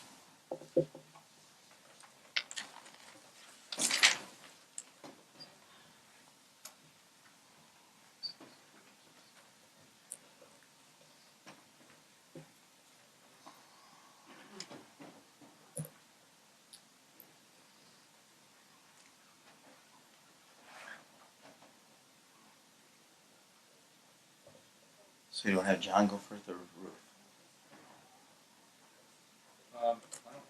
Why don't we have Mr. Doyle give us an update on the construction progress at this point? The site improvement progress, and then we'll follow that up with. Sure. I was Rick trying Farmer. to be a gentleman and let the lady go first. Well, no offense, but yours is a little simpler in terms of actions to be taken tonight. So, all right. I thought you were going to go age over beauty, so it's kind of. Well, I'm sure I have the lady beat there. But a couple months ago, I brought to you the results of trying to get the initial subcontractor for the concrete work on the Elston Legacy Apartments, which is now Pine Street Apartments project. That subcontractor had asked for what I considered to be an excessive amount of increase in cost for the placement of the concrete pad over the top of the storm trap system. At that point, the commission authorized me to work with Mr. Woodruff or Woodruff and Sons in an effort to find someone that would be willing to do the work, and the commission indicated that they would increase the cost of the concrete roughly 7.5% over the initial bid price. Since that time, Mr. Woodruff has been working on finding a contractor and has done so. Have a firm from Union Mills, Indiana that's willing to do the work. They would like to do the work this year. They feel that there's a window. Roughly we need a week, maybe 7-8 days of decent weather in order to do this work and get the cap on this storm trap system so that basically it's protected, especially since you're most likely going to have a new developer. We need to protect this system. So we met with the concrete contractor, gone over the specifications with him, what he has to do, and that he realizes that we're doing winter concreting, which requires the materials basically to be heated and so forth. And should the weather get to a point that, well, say it gets cold, he needs to blanket the concrete and protect it and so forth. And he seems he's willing to do this. So what I'm here tonight to ask you is if assuming that this window of weather presents itself, that we can go forth and finish this part of the project.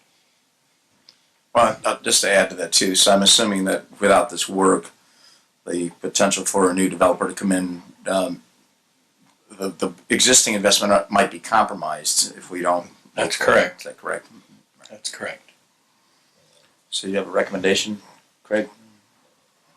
Well, I was involved in the conversations previously where we came up with this option, and I remain in support of the option that's being requested to be pursued. So this is money already budgeted for this project? Yeah. Correct. And so all we need to do is give him the go-ahead and it goes. Is that it?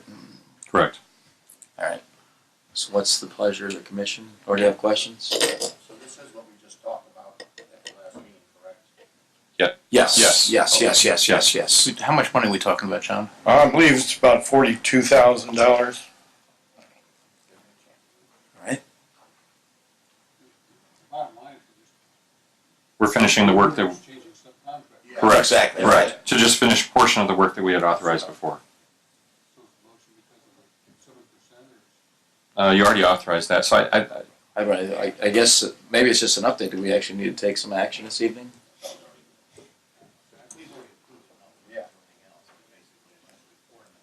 It's just basically reporting on that Mr. Woodruff has been able to secure a subcontractor to be able to. So basically, it's our blessing to move forward with the plan since the contractor has agreed to the plan as we presented it. To answer your question, it's roughly $62,000 for that part of it, and it's over the contract price that we initially accepted with Mr. Woodruff's bid. It's $4,200. So. Right. Because I think that was the concern, is that our previous contractor, subcontractor, if you will, was asking for an unreasonable increase relative to finishing the project. And Mr. Woodruff agreed to work with you to go back and see if we could get it done within the budget. And so now we're just right at the budget, more or less. So correct. So you've fulfilled our request from the last meeting. I think it's just a go-ahead. So no, I think we're good. Okay. Thank you. Thanks. All right. Ruth. Good evening, Commissioners. It's always nice to be here. Tonight I got... Oh, excuse me. Yeah. Oh, I'm sorry. My name is Ruth Hornman, Neighborhood Capital Institute, 47 West Polk Street, Chicago, Illinois. But I also have a farm in Michigan, and so I often go to your Friendship Gardens. It is lovely. Anyhow, I'm here to report out the NCI team's recommendation on a development team to go forward. It's our recommendation, after working very closely with two very solid proposing teams, that you proceed with the Michigan City Development Partners LLC entity. They have, in our discussions with them, interviews, and reviewing their pro formas, and in their general proposal, they have responded very positively to all of our concerns and our interests. We've made certain recommendations that would need to be reflected in any contracts should the city decide to move forward on a contract, but those are all manageable within a legal contract. I wanted to just mention a few things that why we're making this recommendation. First of all, this is a team, and obviously this is a time when you have to be watching your money and where cities have to spend wisely. This is a strong team that asks for no public money. Other than that, it's already represented within the improvements that you did on the land, and a prior commitment that relates to parking.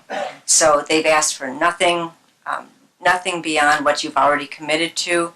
They're taking a site that would otherwise be left undeveloped and developing it in quite an extraordinary way, according to their proposal.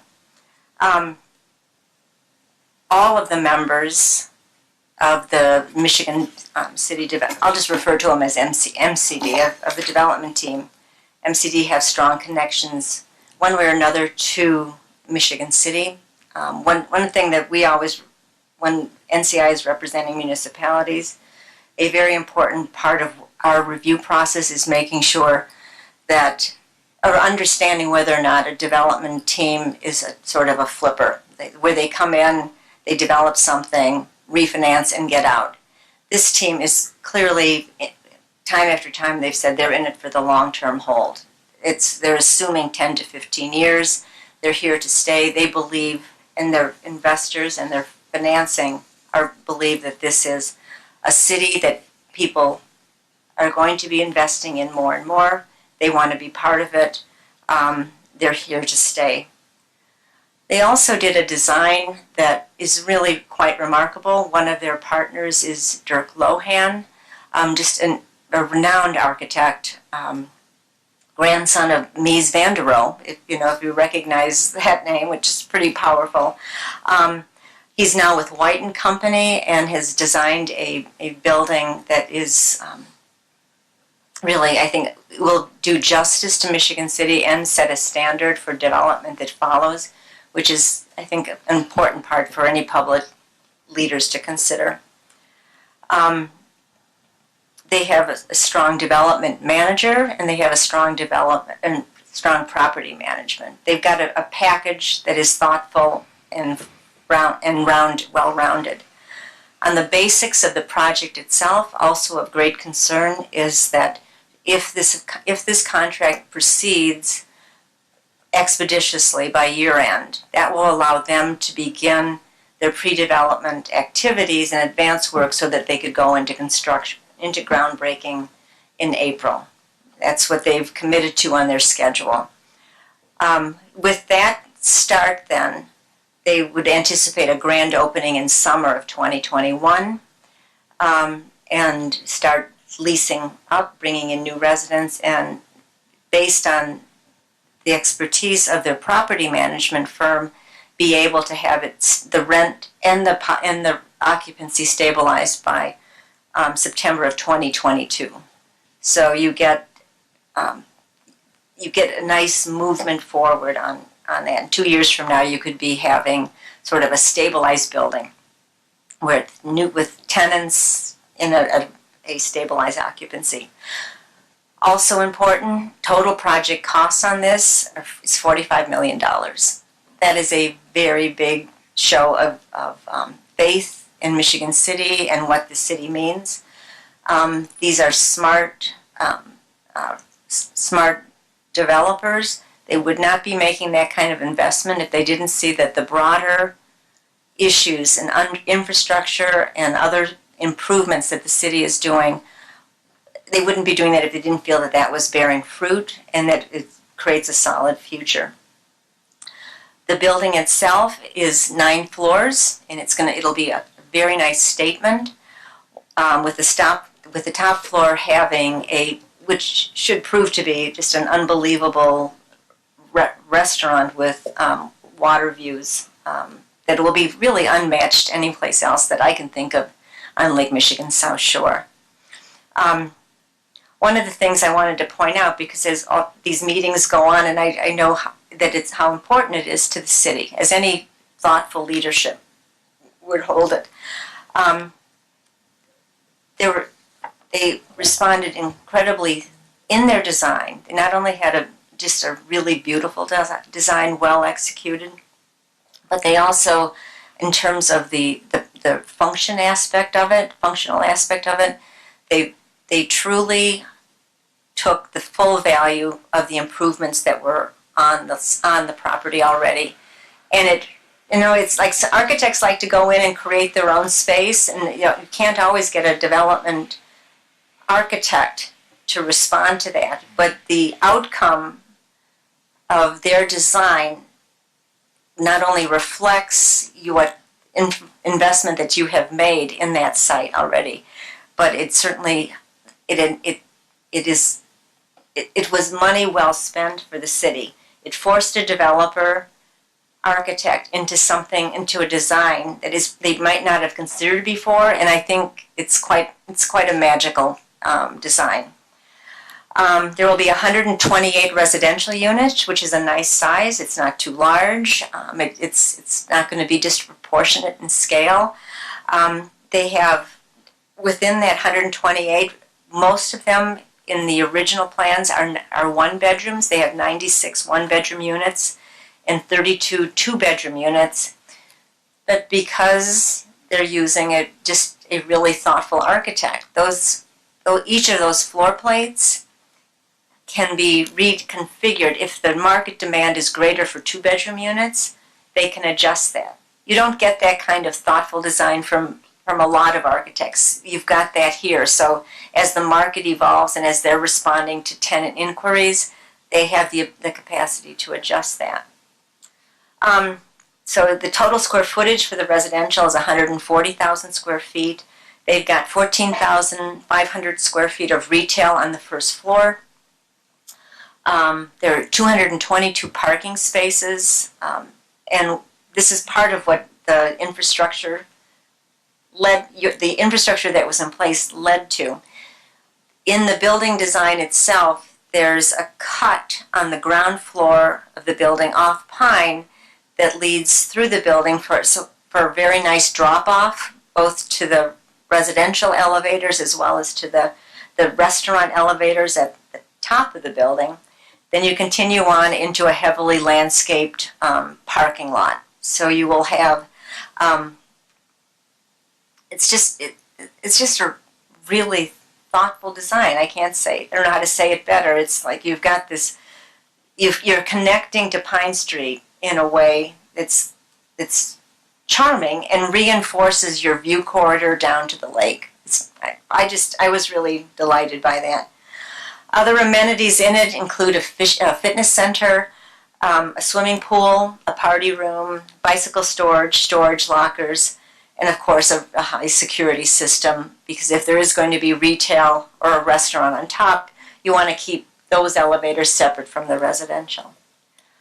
And then going back to the commitment that the team is making to the city, the equity investment, there is an equity investment by the developer of almost $9.5 million, and that we'll be able to secure a letter of commitment on that. Some of the financing is coming. Ton and Blank will be the general contractor, and they are providing some financing. And then Henry Leong is going to provide the balance of the debt as well as the guarantee. So I'm pleased to make this recommendation. We've been working together with them and working with them in another development team to sort of see who is the stronger. The other team was also very strong, but this is the only team that didn't request money and has these sort of deep local connections, as well as the connections to Chicago. The other team was based out of Indianapolis, which is great, but a very big part of your strength and your future is to be able to balance that connection to Michigan City and what it stands for and its history, but also that connection keep in balance with the connection to Chicago. So that is our recommendation. We're pleased to make it. We think that this team represents a solid commitment to the city and to the region. What you've been doing for the years that I've been watching you prepare for this kind of investment. So questions from the commissioners? Just in general, I'll add just a little bit to the discussion here. So the other consideration for the competition was from a very well-known firm, and they depend significantly on community money before they will make any investment whatsoever. So their request was well over $10 million for the city, with a design that was pretty much taken off the shelf, and said, well, we'll put this in Michigan City because similar projects that we've done around, whether it's Mishawaka or Indianapolis or other places. That is correct. We have a new architect, a well-known, renowned architect, proposing a $45 million facility in our city, which will have lake views with high-quality construction and other amenities. to it. The city has invested approximately $3 million in the site developments thus far, and with the further commitment of the parking would be in the range of $4 million.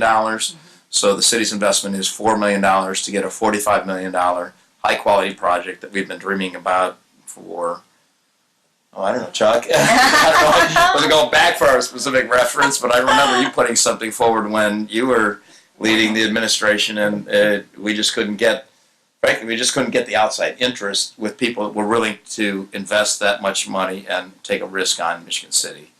And so I hope we move forward with this evening. I also suggest that as part of, because it's all going to come down to a contract with the developer, that we include the new administration in those negotiations to make sure that we get something that is compatible with our new leadership here and still helps us retain our image of a place that attracts outside investment and high quality outside investment, and that we invest in projects of the quality like the Blue Chip Casino Hotel and their great investment here in our city. So that's my suggestion. I don't know if there's other comments or questions.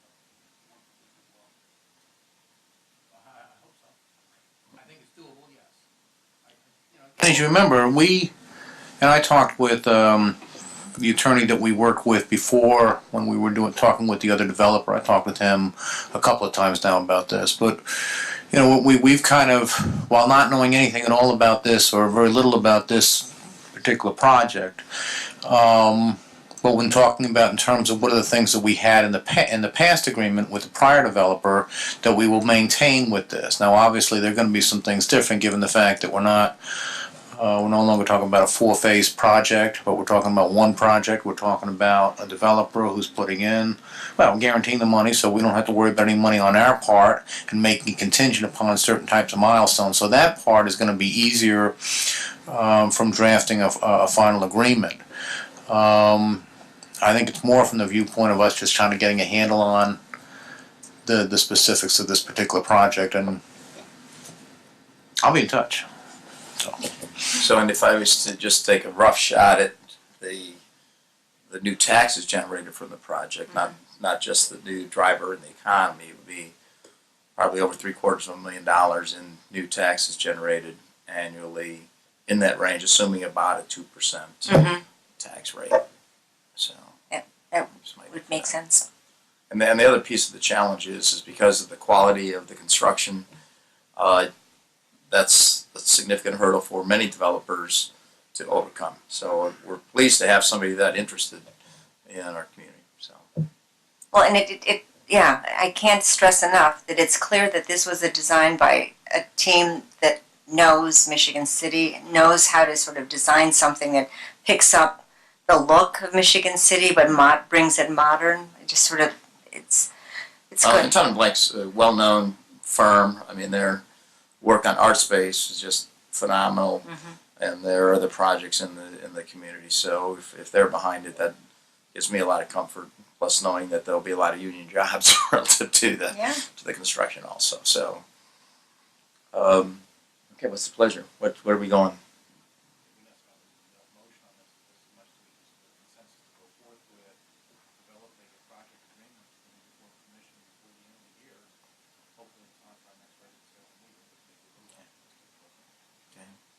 See, Mayor Perry, did you want to make a comment? Yes, Mr. President. At what point in the meeting are you going to offer public comment? Well, we normally, something as big as this, I think it would be appropriate. and I'm fine with that, sure. Unless other commissioners feel differently.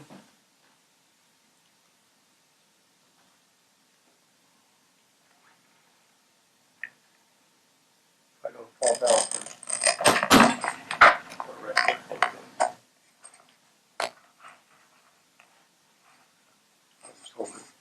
20 Perry, 2206 Maple Street, the mayor-elect of Michigan City. This lady gave a very eloquent presentation. I have some questions about it. several, so please bear with me. I'll try not to take too long. A lot was mentioned. A $45 million price tag, over $9 million of investment. Do we have a letter of intent, an actual piece of paper, letter of intent? I know it's not a contract, but a letter of intent is a legal document. We have a proposal from them that we would then use that proposal based on these certain conditions to go forward with the contract. Okay, and I don't remember what Michigan City's investment was. 10 million? So No. it will be approximately 4. Okay. Well, we've already committed $3 million to site improvements that have already been done. Mm-hmm. It's an additional roughly $1 million in the form of site improvements that we have committed to with the previous developer that we budgeted for this project. So Okay. that's it. I'm very familiar with construction projects. You have the companies that do the work, and quite often you have a construction manager that takes care of the whole details, all the details. What is this lady's firm and involvement? Is she like a development manager? Or is she with the developer? Or is she? She's our developer representative. She's our owner representative. I'm sorry, I should say. She's our owner's representative in working with selecting the developers. Ton and Blank will be our construction manager. I understand that, and I understand Ton of Blank's going to have a financial Correct. involvement in this. Is there a letter of intent from Ton of Blank yet?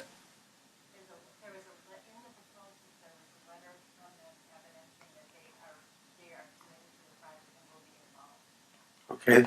The architect's renditions of the project, have you received them? You've got a description of them, but have you received drawings that the redevelopment commission can see? Yes. Okay. You look familiar to me. Is there anyone involved in this project that was involved in the ice cream parlor? No. Okay. No. All right. I run a policy and practice institute out of Chicago Mhm. called Neighborhood Capital Institute. I'm a 501c3, and our job is to be the interface between municipalities and developers. So my role has been to help as an owner's representative. Ruth, you might come to the microphone. I can hear. Nobody else can hear you, but Just to clarify, my role, I'm with Neighborhood Capital Institute. We're a 501c3 policy and practice institute, and our job is to be the interface between our public clients and the development community to help them make the right decisions, help them advise them on the right decisions for the community. We have no stake in the matter. We have a deep development background. I personally came out of development. But I've been a 501c3 for 15 years, and this is exactly what we do for cities throughout the Midwest, is to take it off their shoulders in an independent way to help pick the best developer in our professional opinion. We just make recommendations, and then the city council acts on them. I see. Well, I would like to have stated earlier when Mr. McGuire was here, I'm 100% supportive of education. And I'm also 100% in support of Michigan City moving forward. This sounds like a marvelous project. Every time I go by and I see that ice cream parlor, I'm terrified that we ever take on another project that turns out like that. And I was a little bit concerned because I had heard that the same people were involved in that. No, not remotely. it would have been a non-starter. Let's just go with that, at least from our perspective. Well, anyway. So companies change names, and sometimes they come back again. That's why I asked that. If any individuals. No. Okay. We'd be happy to share more details with you about the project.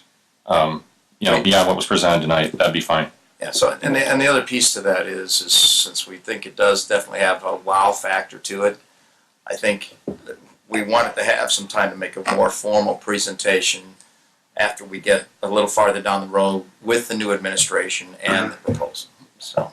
Well, and I think also, Mr. President, one of the reasons that we haven't had public presentations until now because the other team doesn't know yet that they weren't selected. So this was just to get us over this hurdle so that the city can go forward. But I think this is $45 million of new project in downtown Michigan Cities within the transit, new transit area is a pretty phenomenal sign of support for your city and for everyone's belief in going forward. So I think there's quite a wow factor with this particular development project. Well, thank you. Thank you. It is a marvelous project, and I'm so happy that we have a different team involved in this one.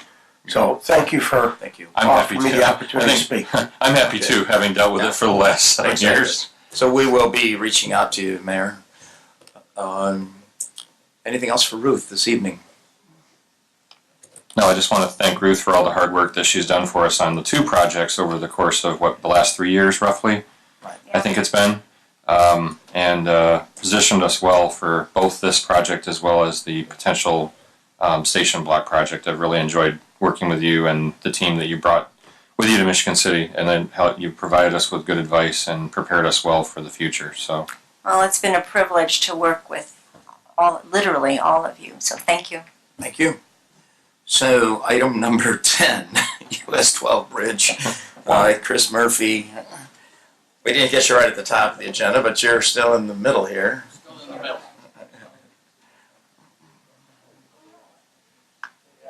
Good evening, Commissioners. Chris Murphy with Structure Point. Thank you for keeping me in the middle. I appreciate it. With me tonight is Tom Vandenberg. He is our Chief Traffic Engineer that spent some time on the intersection of the Center Street, Old 2nd Street, US 12 complex intersection located just east of the Trail Creek Bridge, between the end of the Trail Creek Bridge and the entrance to the Blue Chip Casino. He spent some time considering the current traffic, the seasonal traffic, and also the potential for development at that location, and how that might impact the capacity and the capability of the existing section. And I think I'm going to let him explain a number of things that he's provided in the handouts to review, and let him go over his recommendation moving ahead. Tom? Thank you, Chris. Tom Vandenberg, American Structure Point, transportation engineer, traffic engineer. And what we did was we did, in a sense, a traffic impact study for the Harborview Station development. Craig, you're familiar with reviewing many of those. And we collect existing traffic data, and since we did it in October, we understand this is a tourism area. And so we looked at historical data to see what the seasonal traffic, how that differs, and we made that adjustment.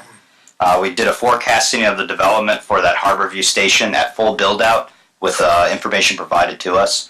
And we looked at both seasonal and non-seasonal traffic operations. And the main intersection of concern was 2nd Street and US 12, aka Center Street and US 12. But we also looked at the Blue Chip Casino Drive in US 12. And the main recommendation that we came up with is that the intersection of 2nd and US 12 for non-seasonal traffic, in other words, the 9 months of the year that's non-summer, you really don't need any improvements at that intersection after full development of the Harborview Station development. During the summer months, as traffic increases due to tourism, there may need to be the possibility of a traffic signal at that intersection. We did show that it would meet signal warrant at that time. However, keep in mind these are projections, and so it's very possible traffic may be a little bit different than what we had projected. So what we would recommend is, since this intersection, US 12, is under the jurisdiction of NDOT, and they typically don't like to install traffic signals unless the traffic is actually there on the ground, we recommend that you get in contact with them, and that's something we can do on your behalf, and start the discussion with them of the potential of a traffic signal during summer months after the full development of the site. That's my summary. So basically, we're okay with where we're at right now. If we drive more traffic through the interchange, we may need to make some adjustments. If we get a new development on the old Ton and Blank site, that will have some impact relative to the traffic flowing through there, and we'll adjust at that time. Is that kind of about? Yep. All right. Now, I know that the developer wanted us to have a little bit more certainty than, just we may have to approach NDOT. Yeah. So perhaps that suggestion of continue conversations with NDOT is warranted. And I've been involved in cases in the past where we have had conversations with NDOT in advance of a development based on kind of known traffic volumes, both existing and then the added expected traffic, from a new development. And ultimately, was successful in the installation of a signal in a previous position that I've held.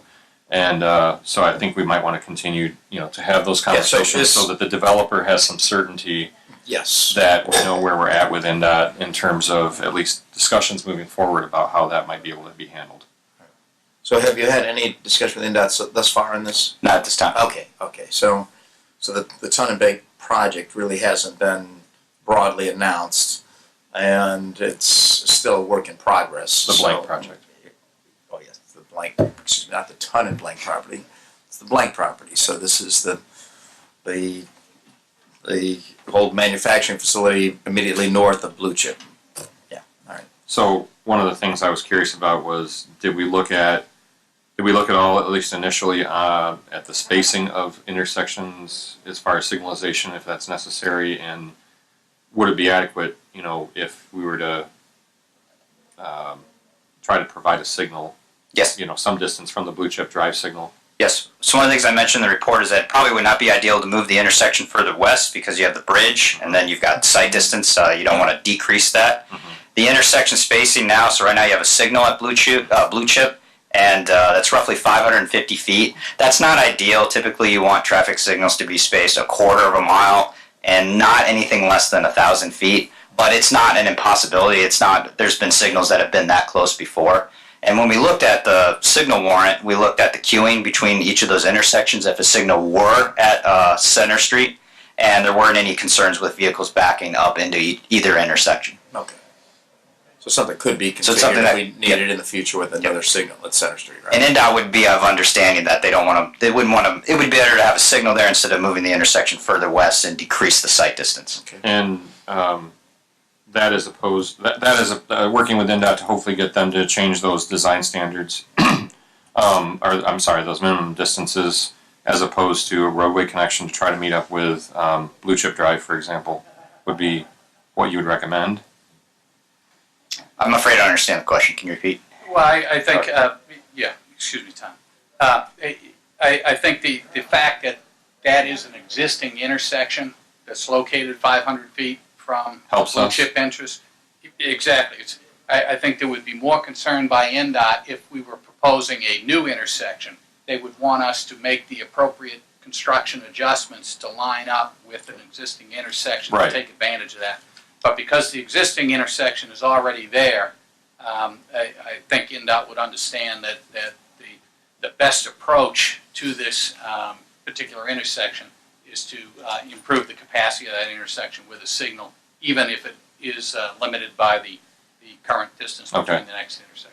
And given the stage we're in with regard to the discussion about the Harborview development, it would be my recommendation that we ask Structure Point to continue to pursue those conversations with NDOT, so that we keep the project moving, and that if you would provide us with, whatever's necessary in terms of a proposal to be able to, continue to do that. Yeah, I think at this point in time, I would recommend that we, the city, reach out to NDOT sooner than later and let them know, here's the intent of the future of this area about this intersection, and let NDOT be aware that this is an active area of Well, and that can be backed traffic. up by other state agencies at this point as well that have been directly involved in the conversations with regard to the development. So, it's not like we're making something up. So, Yes. Yeah, so there's at least some background there as well, which is helpful. So, okay, well, then we'll be in touch. So, and while I got you up here, Chris, any new on the bridge enhancements? Thank you, Mike. Tom, thank you. Oh, yeah, I'm sorry, Tom. Only that the work that the contractor was accomplishing before winter, which was to take out portions of the median so he can cross traffic over with his maintenance traffic plan in the spring. Completed that work, the lanes are all back open to traffic. I expect that no work will occur now until after the winter, when the spring So starts railings. up. Oh, so this the work summer? that was, there was a lot of concern, obviously, about the work that was done, and we were under the impression that nothing was starting until the spring. But this allows this actually increases the likelihood of the project being completed in one season. Correct. By having done that preparatory work on maintenance of traffic. Correct. Getting out in front of that so that All right. they'll have their maintenance of traffic ready to go as soon as the weather is Okay. So that's spring easy weather. to, that's at least Start easy to bridge explain to construction. everybody who asks. Sure. And we have railings by next fall sometime? Yes, right. We do need to spend some time on decorative elements on the railing. Which we'll I'll have make to- a point of I would trying to organize recommend, that. well, and I would recommend we wait. Yeah, that'll happen after the first of the year. So Understand for that. All right. Anything else for Mr. Murphy? All right. Thank you. Thank you, Commissioners. Well done. Thank you. Thanks, Tom. All right. 11 Village Road Global.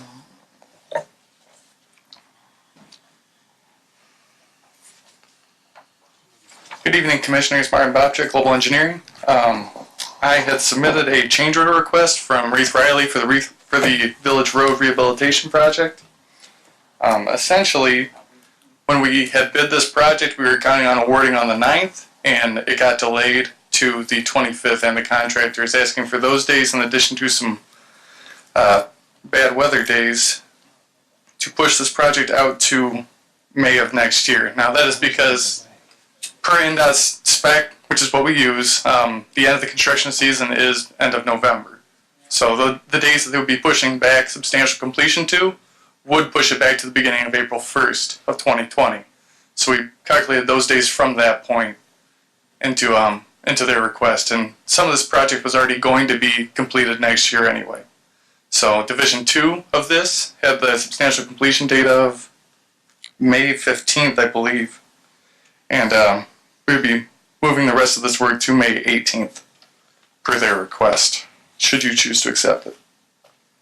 So, and there's not an increase in funding, there's not an expectation of an increase in funding next year? No.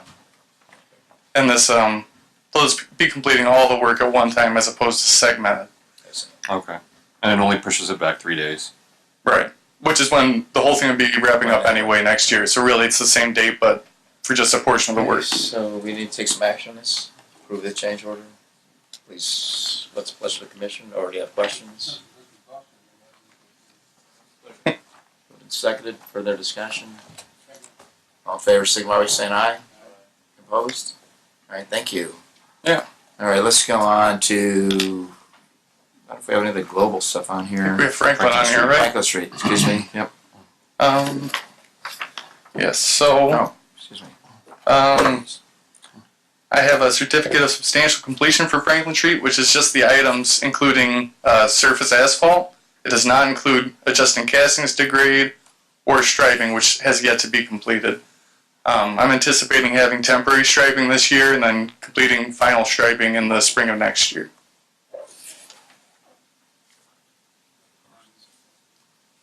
They just finished the inside lanes today, so they're going to be switching traffic in the morning, getting the outside ones done, hopefully by the end of this week.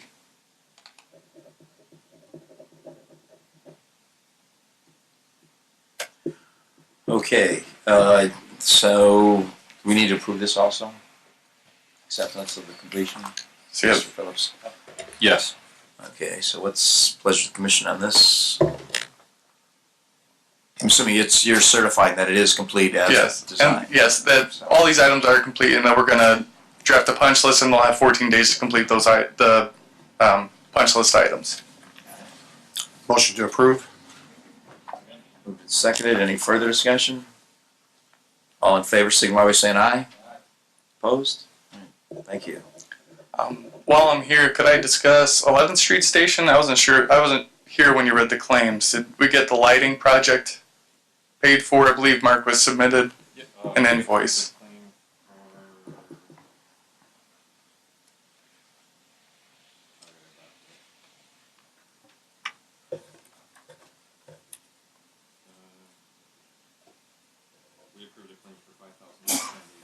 Okay.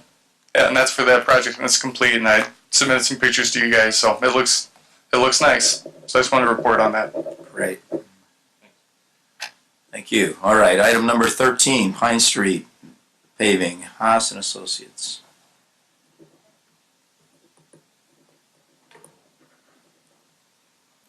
Good evening, Ryan Laughlin with Hazen Associates. I just have a quick update on the Pine and 9th Street paving project. All of the concrete work, including some sidewalk and curb and gutter and ramps, has been completed.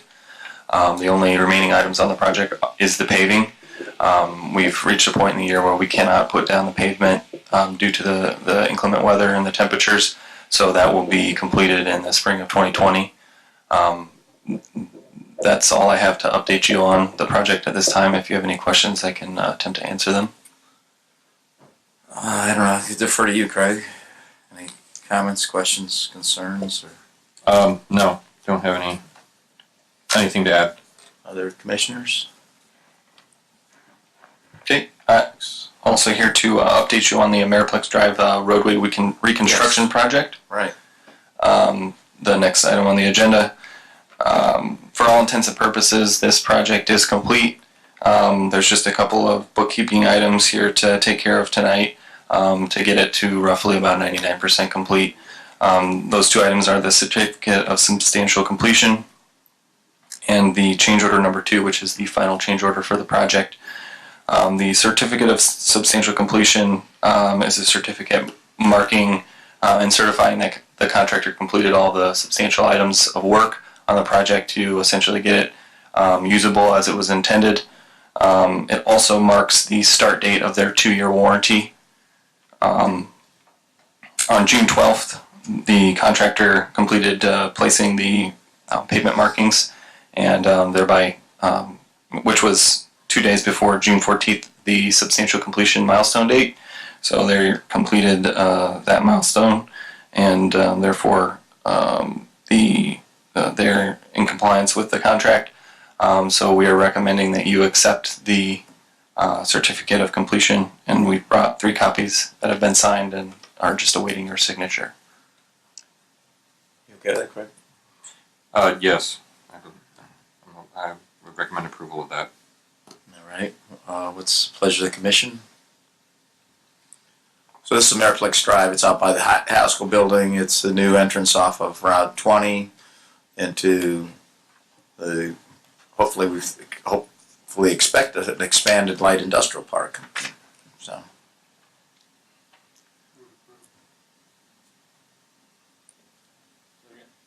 Moved and seconded. Any further discussion? All those in favor signify by saying aye. Opposed? Thank you. So did NIPSCO get their lighting in there, or where's that at? Yes, my understanding is that NIPSCO has installed the lighting. I'm not sure if it's been energized. I think that NIPSCO might be waiting for some specific authorization from the city. I think specifically the controller's office, perhaps. Tom Wyman, the project manager for this project, has sent this commission, as well as I think the controller's office, that request from NIPSCO. That is a separate contract from this contract with Wash and Kelly, but I think that may be the only item remaining. Okay, I just was curious relative to the completion of the project, and obviously if there's something I can do with NIPSCO, I'd be glad to try to help.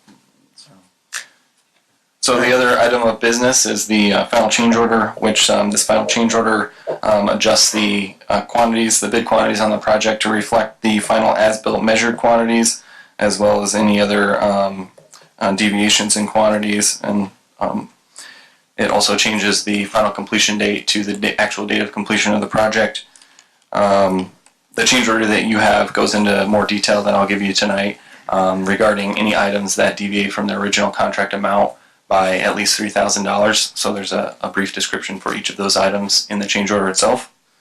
But just in summary, the contract was completed for $797,147.62, which was 4% over the contracted value of $764,803.69. We feel that everything regarding this change order is expressed clearly in the change order itself, and we're recommending your approval of it tonight.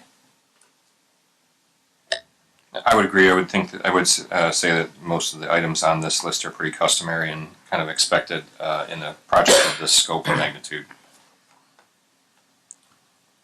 So unsuitable soil, what is that? So there's a portion of the roadway there that did not pass a proof roll.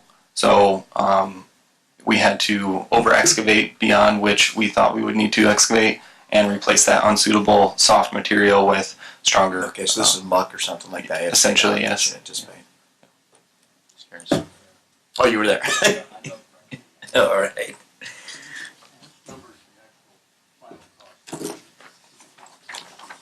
Yeah, it seems like there's a slight discrepancy there. Yeah, on the bottom line of the change order.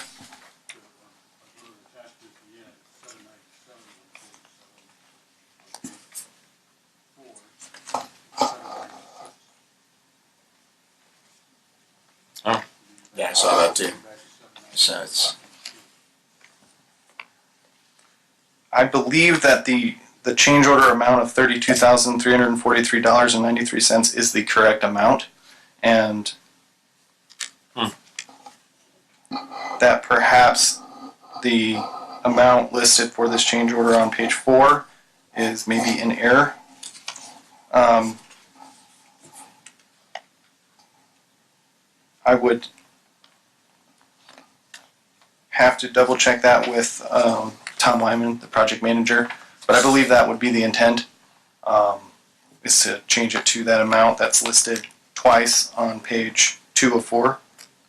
Well, so here's the date. I'm just reading the dates on the change order request of the 31/7/13. The date on that is May 30th of 2018, and then your final quantities. The date on that is 10/2 of 2019. So it looks a considerable later date to me, just looking at this. But I mean, oh, that's contract date versus the okay.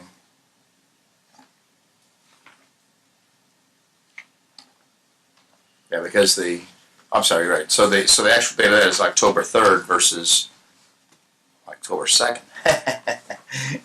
So yeah, we should figure out what is the correct number here. Yeah, all I can do is say I'll get back to you on that, because I don't have that answer for you right now. So does that affect the? That's $1,000. Does that affect the certificate of completion at all? Not the certificate of substantial completion, because really that only pertains to the 2-year warranty. The final completion date. Okay. We can rectify this and then provide you a clarification on this. I don't know if you can do some kind of a contingent approval. What we probably should do is approve the larger of the two amounts and then have it clarified, and if there's an adjustment that's necessary, just come back at our next meeting and reflect that adjustment. We're gonna, yeah. So okay, that would be the safe thing to do in this case. So I would approve the. If it was a wider number, I'd be nervous about doing it that way. But I mean, for 1,000 or so, it's. I believe I that's just want the a documents to clerical line up, and it's within the range of the 4%. So. Yeah, I would just approve the 797, and if there's an adjustment, we'd make it at the next meeting. Okay. So what's the pleasure of the commission? Thanks for catching that, Mr. Overman. Motion to approve the 797,147.62. Moved and seconded. Any further discussion? All in favor, signify by saying aye. Opposed? Thank you. So what we'll do is we'll hold off on signing this until we get their correct amount, and then just submit the paperwork to us, and we'll sign it. Okay.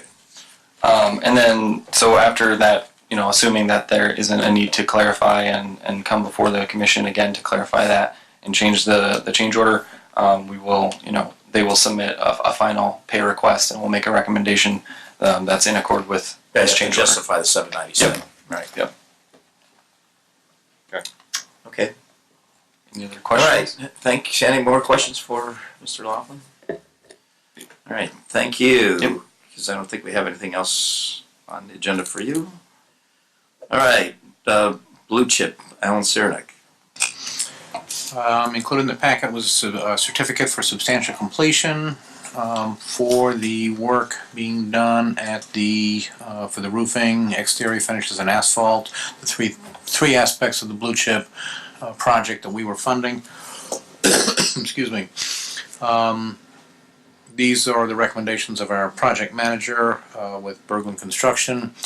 Interestingly enough, when Dennis sent these over to me, he first sent me the certificate of substantial completion, also sent me the certificate of project completion, and then less than a week later, he sent me an email saying, hold off on the final completion, we have more things we want them to do. So, Good. Those people have been a delight to work with. Do we need to take action or wait till We that? need to approve the substantial completion. We will hold off. I would also note too that they filed final claims for during the month of October for inclusion here. He also asked us to back those out. So that same kind of philosophy that we'll get what we want and then you'll get paid. But what we need to do tonight is approve the certificate of substantial completion to the various contractors on this project, and then I would anticipate that we would come back next month and issue the final completion. So one question I have, this is probably a Craig question. I noticed part of our interest in the exterior of the building was to have the kind of the checkerboard pattern on the side. I see the checkerboard on a pretty substantial part, but there's still a plain part. Does that to be changed or not, or does it? Are we? No, there was a discussion about whether or not that was a road-facing facade, and I could make the argument that it is, but we didn't want to split hairs with them, so. So it is what it is. It is what it is. So two of part of the change order. So the facade on the entrance to the facility, and then that small kind of angled wall is what we ultimately settled at. And okay, just want to be clear. But I think that the work that they did looks better than if they had not. For sure. All right, so we have to accept this. All right. So I'm going to make a motion. So moved. Is there a second? Moved and seconded. Any further discussion? All in favor, signify by saying aye. Aye. Opposed? All right. Thank you. And AES contract for wetlands. This is a little bit more complex. Well, Mr. Cernak. I think what we did at the last meeting is when we approved the agreement, subject to my review. When I reviewed it and I sent you all a memo saying that the biggest problem in what they had presented in their original contract was that we would submit any disputes to the jurisdiction of the state of Wisconsin. And for a $7,000 contract, we weren't going to go traveling over to fight anything with them in the state of Wisconsin. So it was either, and I just pointed that out to you, we're just going to do it or we're not.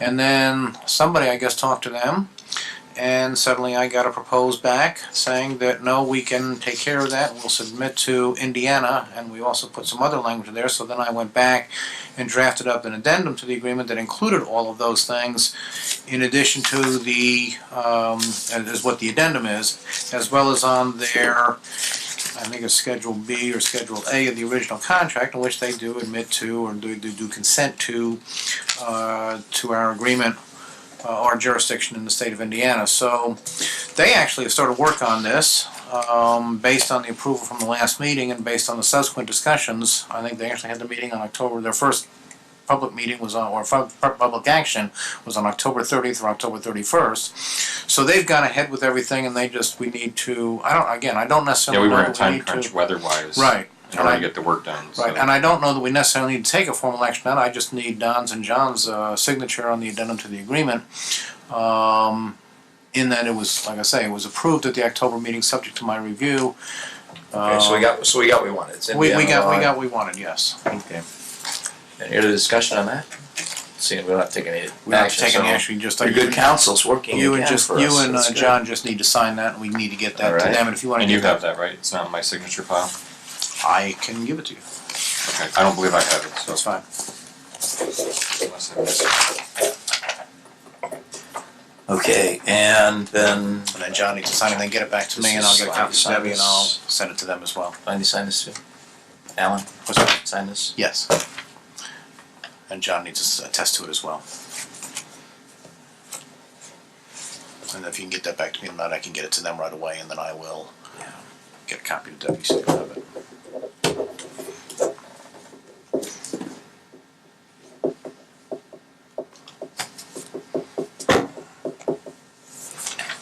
All right.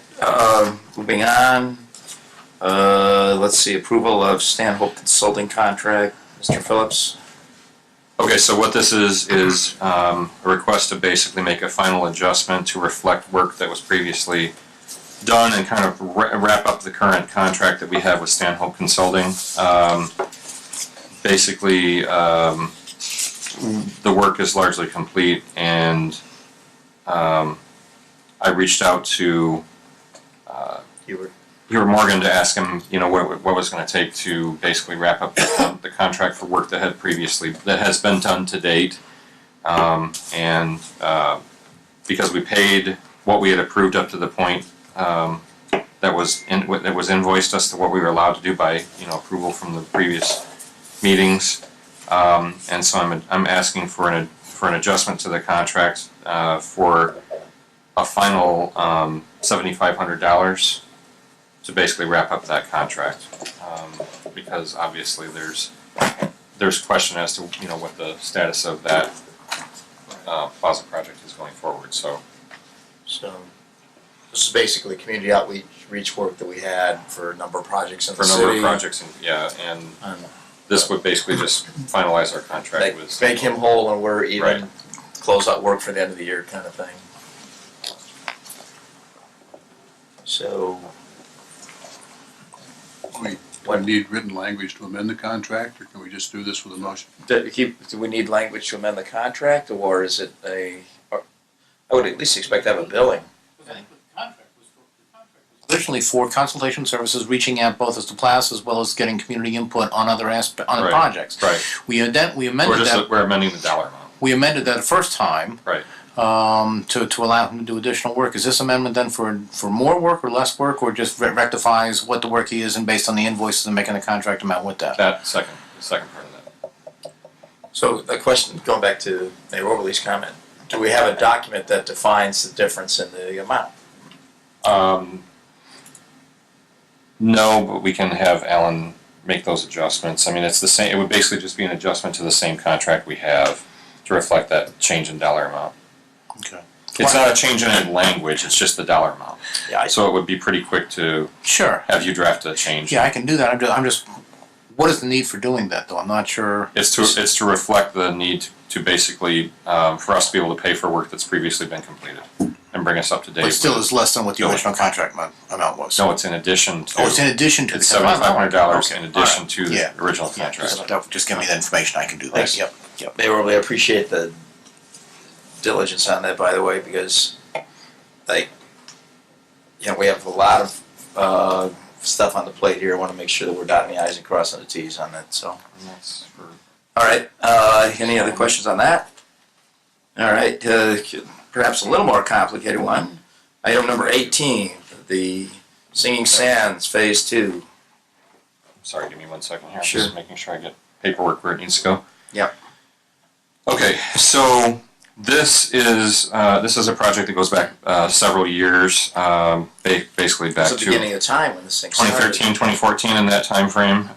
So we have Jake Demerel from Butler, Fairman, and Seifert here this evening with us. I want to give a little bit of background, kind of how we got to this point. So back in 2014, the city received federal funding, or submitted for approval for federal funding for the second phase of Singing Sands Trail, and received that funding. And along the funding is a commitment by the city to provide at least 20, and in this case 30% match for the project. There was a letter drafted by the previous president of the Redevelopment Commission, Ken Barrett, at that time that you have a copy of that I handed out to you that committed that funding. Dollar amount was not known at that point, but I estimated, as you see in the minutes that I also gave you a copy of, I estimated based on the project costs at the time that amount was not to exceed 640. What is it? 640. It was 637,350. 637,350. And so the letter was based on that, and the minutes reflect that. So since that time, we have made some revisions to the project, and actually the scope of the project decreased somewhat in terms of length, and those costs have gone down. And so the current numbers are reflected in the spreadsheet that you received. It's directly out of the State Transportation Improvement Program for the current set of fiscal years. And you'll see that what's reflected there is what's committed to by the various funding sources, and the city is represented by what's called local fund. And so you'll see two numbers there, $373,110. That's for our 20% of the, our 30% of the construction of the actual trail segment for phase 2. And then CE is construction engineering, or basically project management and inspection. And our portion of that, again, our 20% of the overall cost of that is $37,500, or for a total of $410,610. And you can see, as compared to the original commitment of $637,350, we're substantially less than what we anticipated having to spend. And so we're at a point where we need to do two things. We need to approve our contract with INDOT, what's called the local planning agency contract with INDOT, as to who does what, who's responsible for what, as well as our commitment to provide the funding for the local match when that comes due, which we anticipate would be probably in the first few months of next year. And so it is necessary for us to take care of this at this time, because we have to submit this contract to INDOT. And we have chosen Butler, Fairman, and Seifert to serve as the consultant for the purpose of construction engineering. And so what I would be asking for approval of tonight would be the commitment of that local match of 30% as reflected in these numbers. These numbers, we won't know the final numbers until the project is let.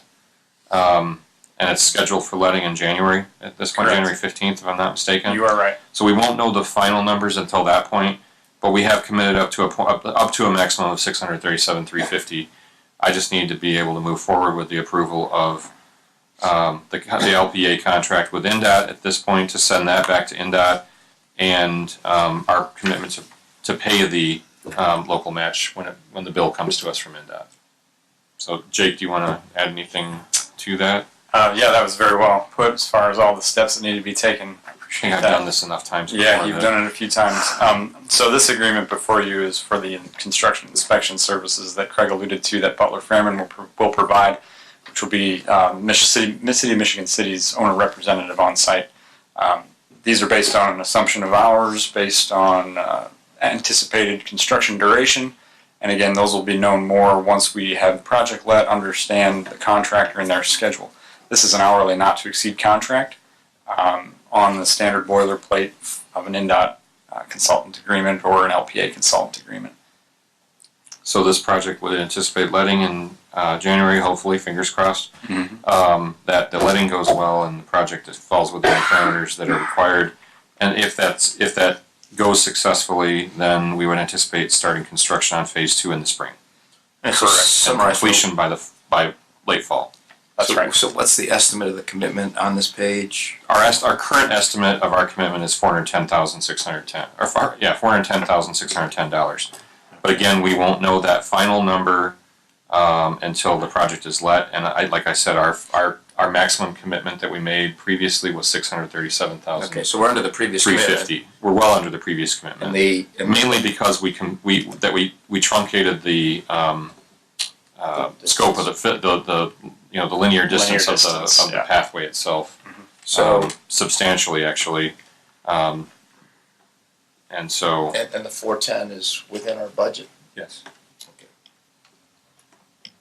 Because we probably budgeted. It's already within the cash flow analysis that we did previously, provided by Baker Tilly. Any questions from other commissioners on this? This is our long-range commitment to the Sinking Sands Trail, of which the first phase is substantially under construction now. I was pleased it's going to probably happen in my lifetime, so that's great. And that's estimated to be completed this fall. Next fall. Hopefully in my lifetime. Next fall. All right. What's the pleasure of the commission? Are there questions or? In essence, we need a motion to approve $410,000. We need a motion to approve the LPA consulting contract. Okay.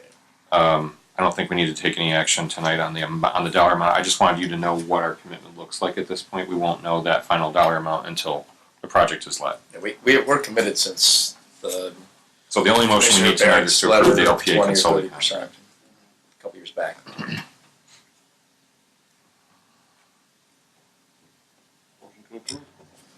Motion to approve. Okay, moved and seconded. Any further discussion on moving ahead on our Singing Sands Phase 2 trail? All those in favor, signify by saying aye. Opposed? Thank you. Thanks for hanging in. Thanks for sticking out with us. Yeah, a lot of interesting things happening. It all comes together, that's for sure. That's great. Yep, thank you. Thank you. All right, and on that note, I have a question for Craig.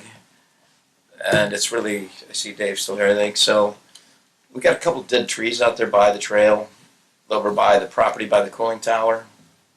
And I was on our property? Yes, on the ones we just installed last year. And I'm assuming I just started buttoning up things under warranty because I thought this stuff was installed relative to keep it alive. I would have to ask Dave to answer that Or question. maybe come back and tell us. Or look into it and get back Those to us. are there pine trees or spruce trees we planted there between the tracks and the cooling tower? I'm sorry, between the tracks and the road. And a couple of them didn't make it through the winter or summer or something. Or at least one anyway. Need my address?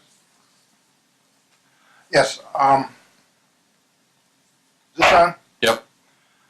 And I will talk to Paul, tomorrow or Wednesday, which is the first time I see him, see what is planned for the, I don't know, I have to check. You said date-wise, Craig, are we within the warranty yet? I don't know. All I know is the tree's dead, so.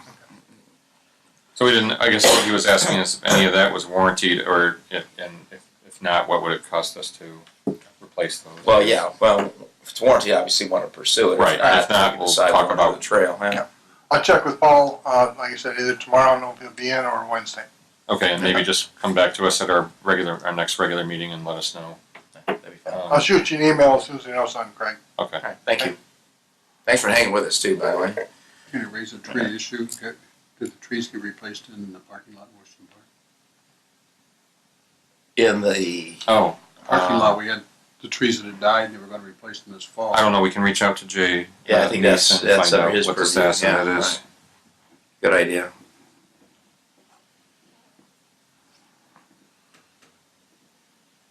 All right, item number 19.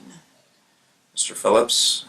Oh, okay, so this is a standard item that we do every year after the approval of the citywide budget.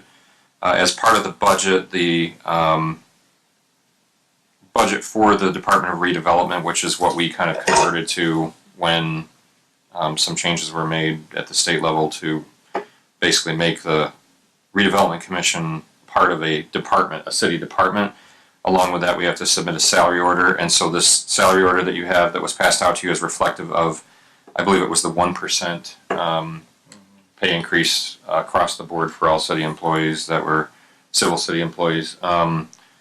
So this is just reflective of that change because the Redevelopment Commission essentially gets the same increase as the standard city employees. We just need to submit this so that it's on record for 2020 when the system resets based on those new salaries. So you will notice also in your packet of financial information that there's a line item in there in the operating account, and that's where this shows up. Is that correct? What? That's where the salaries are paid out of, correct? Exactly. Correct. So we need to, assuming we agree with this, approve this so that it'll line up with the budget and the stuff the controller puts in relative to our operating account for. Yeah, it just sets the numbers so that they're when they reset the payroll amounts, they're reflective of what was approved. So the amount was approved in the city's budget. We just have to approve the actual salary order. And like I said, this is just reflective of the 1% increase that all other city employees received. The staff for a much higher compensation. We had the practice of matching the city's increase for employees relative to this piece of his salary. All these salaries? All the salaries, I'm sorry. And we made a decision spent about 4 years ago to substantially compensate the director and some other employees for the extra work that's required to actually stay on top of the redevelopment commission. We are at a significant cost advantage in not having a separate position specifically to do work for the city planning and the redevelopment commission. So we kind of get a twofer with the activity, and I also argued that it helps maintain the efficiency within the system, and not having a separate executive director for the redevelopment commission and then a planning director, and them having to put their heads together and come make recommendations to us. So I think we're getting a lot of value out of the staff, and that it's well worth the modification in the salary relative to other employees. And then just the only other, I was just going to say, the only other thing to reflect is the CDBG. It's already moved, so Okay. that's not screwed up. So moved, is there a second? Moved to second, and any further discussion? Now you can. Sorry, I was just going to refer you to the, so for the CBG director, that is completely reimbursed from funding we received from the federal government in the form of the Community Development Block Grant. All right. All those in favor signify by saying aye. Aye. Opposed? Thank you. All right, legal counsel. The only thing, in addition to what I've reported on earlier, and from in previous months, I've reported that we've reached agreement through arbitration with the Begley Corporation, one of the defendants in the Trail Creek environmental recovery action that we commenced years ago, about 4 years ago, I'm guessing. That settlement is for $1.8 million. That will be, and again, that's the large portion. Begley was formerly doing business as Concord Cleaners, the largest contributor on the Trail Creek properties.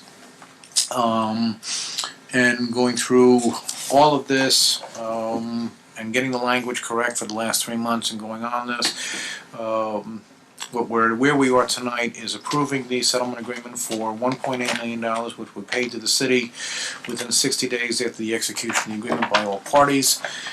It is to go towards not only anticipated cleanup costs or identified cleanup costs from our experts going forward, but also to reimburse the city for prior costs, which I believe total somewhere around $500,000 that we've already expended for both cleanup and vapor intrusion, as well as the consultants that we've hired for this. So what I'm asking you to do tonight, I gave you, just for the record, as I provided a copy of the final draft of the agreement over the weekend. If we can approve this tonight, then we can go forth with that. Begley will sign off it. Then at that point, then we will file a dismissal of our litigation against Begley only. So they would be defendant number 3 that is being excused or dismissed from this project. And then we still have other defendants we're going after as well. So that's where we are.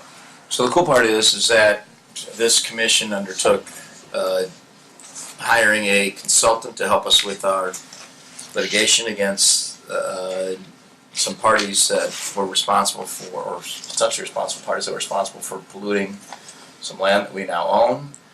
We hired that expert testimony and also participation, and now have been reimbursed to where should be able to cover the cost of the remediation as well as our expenses relative to getting the recovery. Is that correct? All costs that we've expended to date and all future costs related to the cleanup, and that would include, in addition to the consultant and prior service already, would also include our attorney fees as well with Blue Shadley. Wonderful. So this is a $1.8 million victory for the city in terms of being able to put property back on the tax rolls, assuming for the deliberations by the city of property owned by the Redevelopment Commission for future development. That's correct. All right. Move to approve. So motion. Second. Moved and seconded. Any further discussion? All in favor, signify by saying aye. Aye. Opposed? Thank you. Well done. That's a $1.8 million report. I love it. So report by the director. I have nothing else to report at this point. Enough business on the agenda tonight. All right. I think we've kind of exhausted the public, but are there any members from the public which would like to make a comment? Any members from the public like to make a comment? Any members from the public? All right. Hearing none, let's move to commissioner comments. Any comments from commissioners? So our next meeting date is December 9th. I do anticipate that we may have, just to close out business, we may have an executive committee meeting or other special meeting sometime in December to close out items prior to the new administration, and also in working with the new administration. I want to clear that at least from my perspective, we'll be working on a very smooth transition here to try to keep the good things going in Michigan City. So anything from anyone else? All right, how about a motion to adjourn? All right, we're adjourned. Thank you.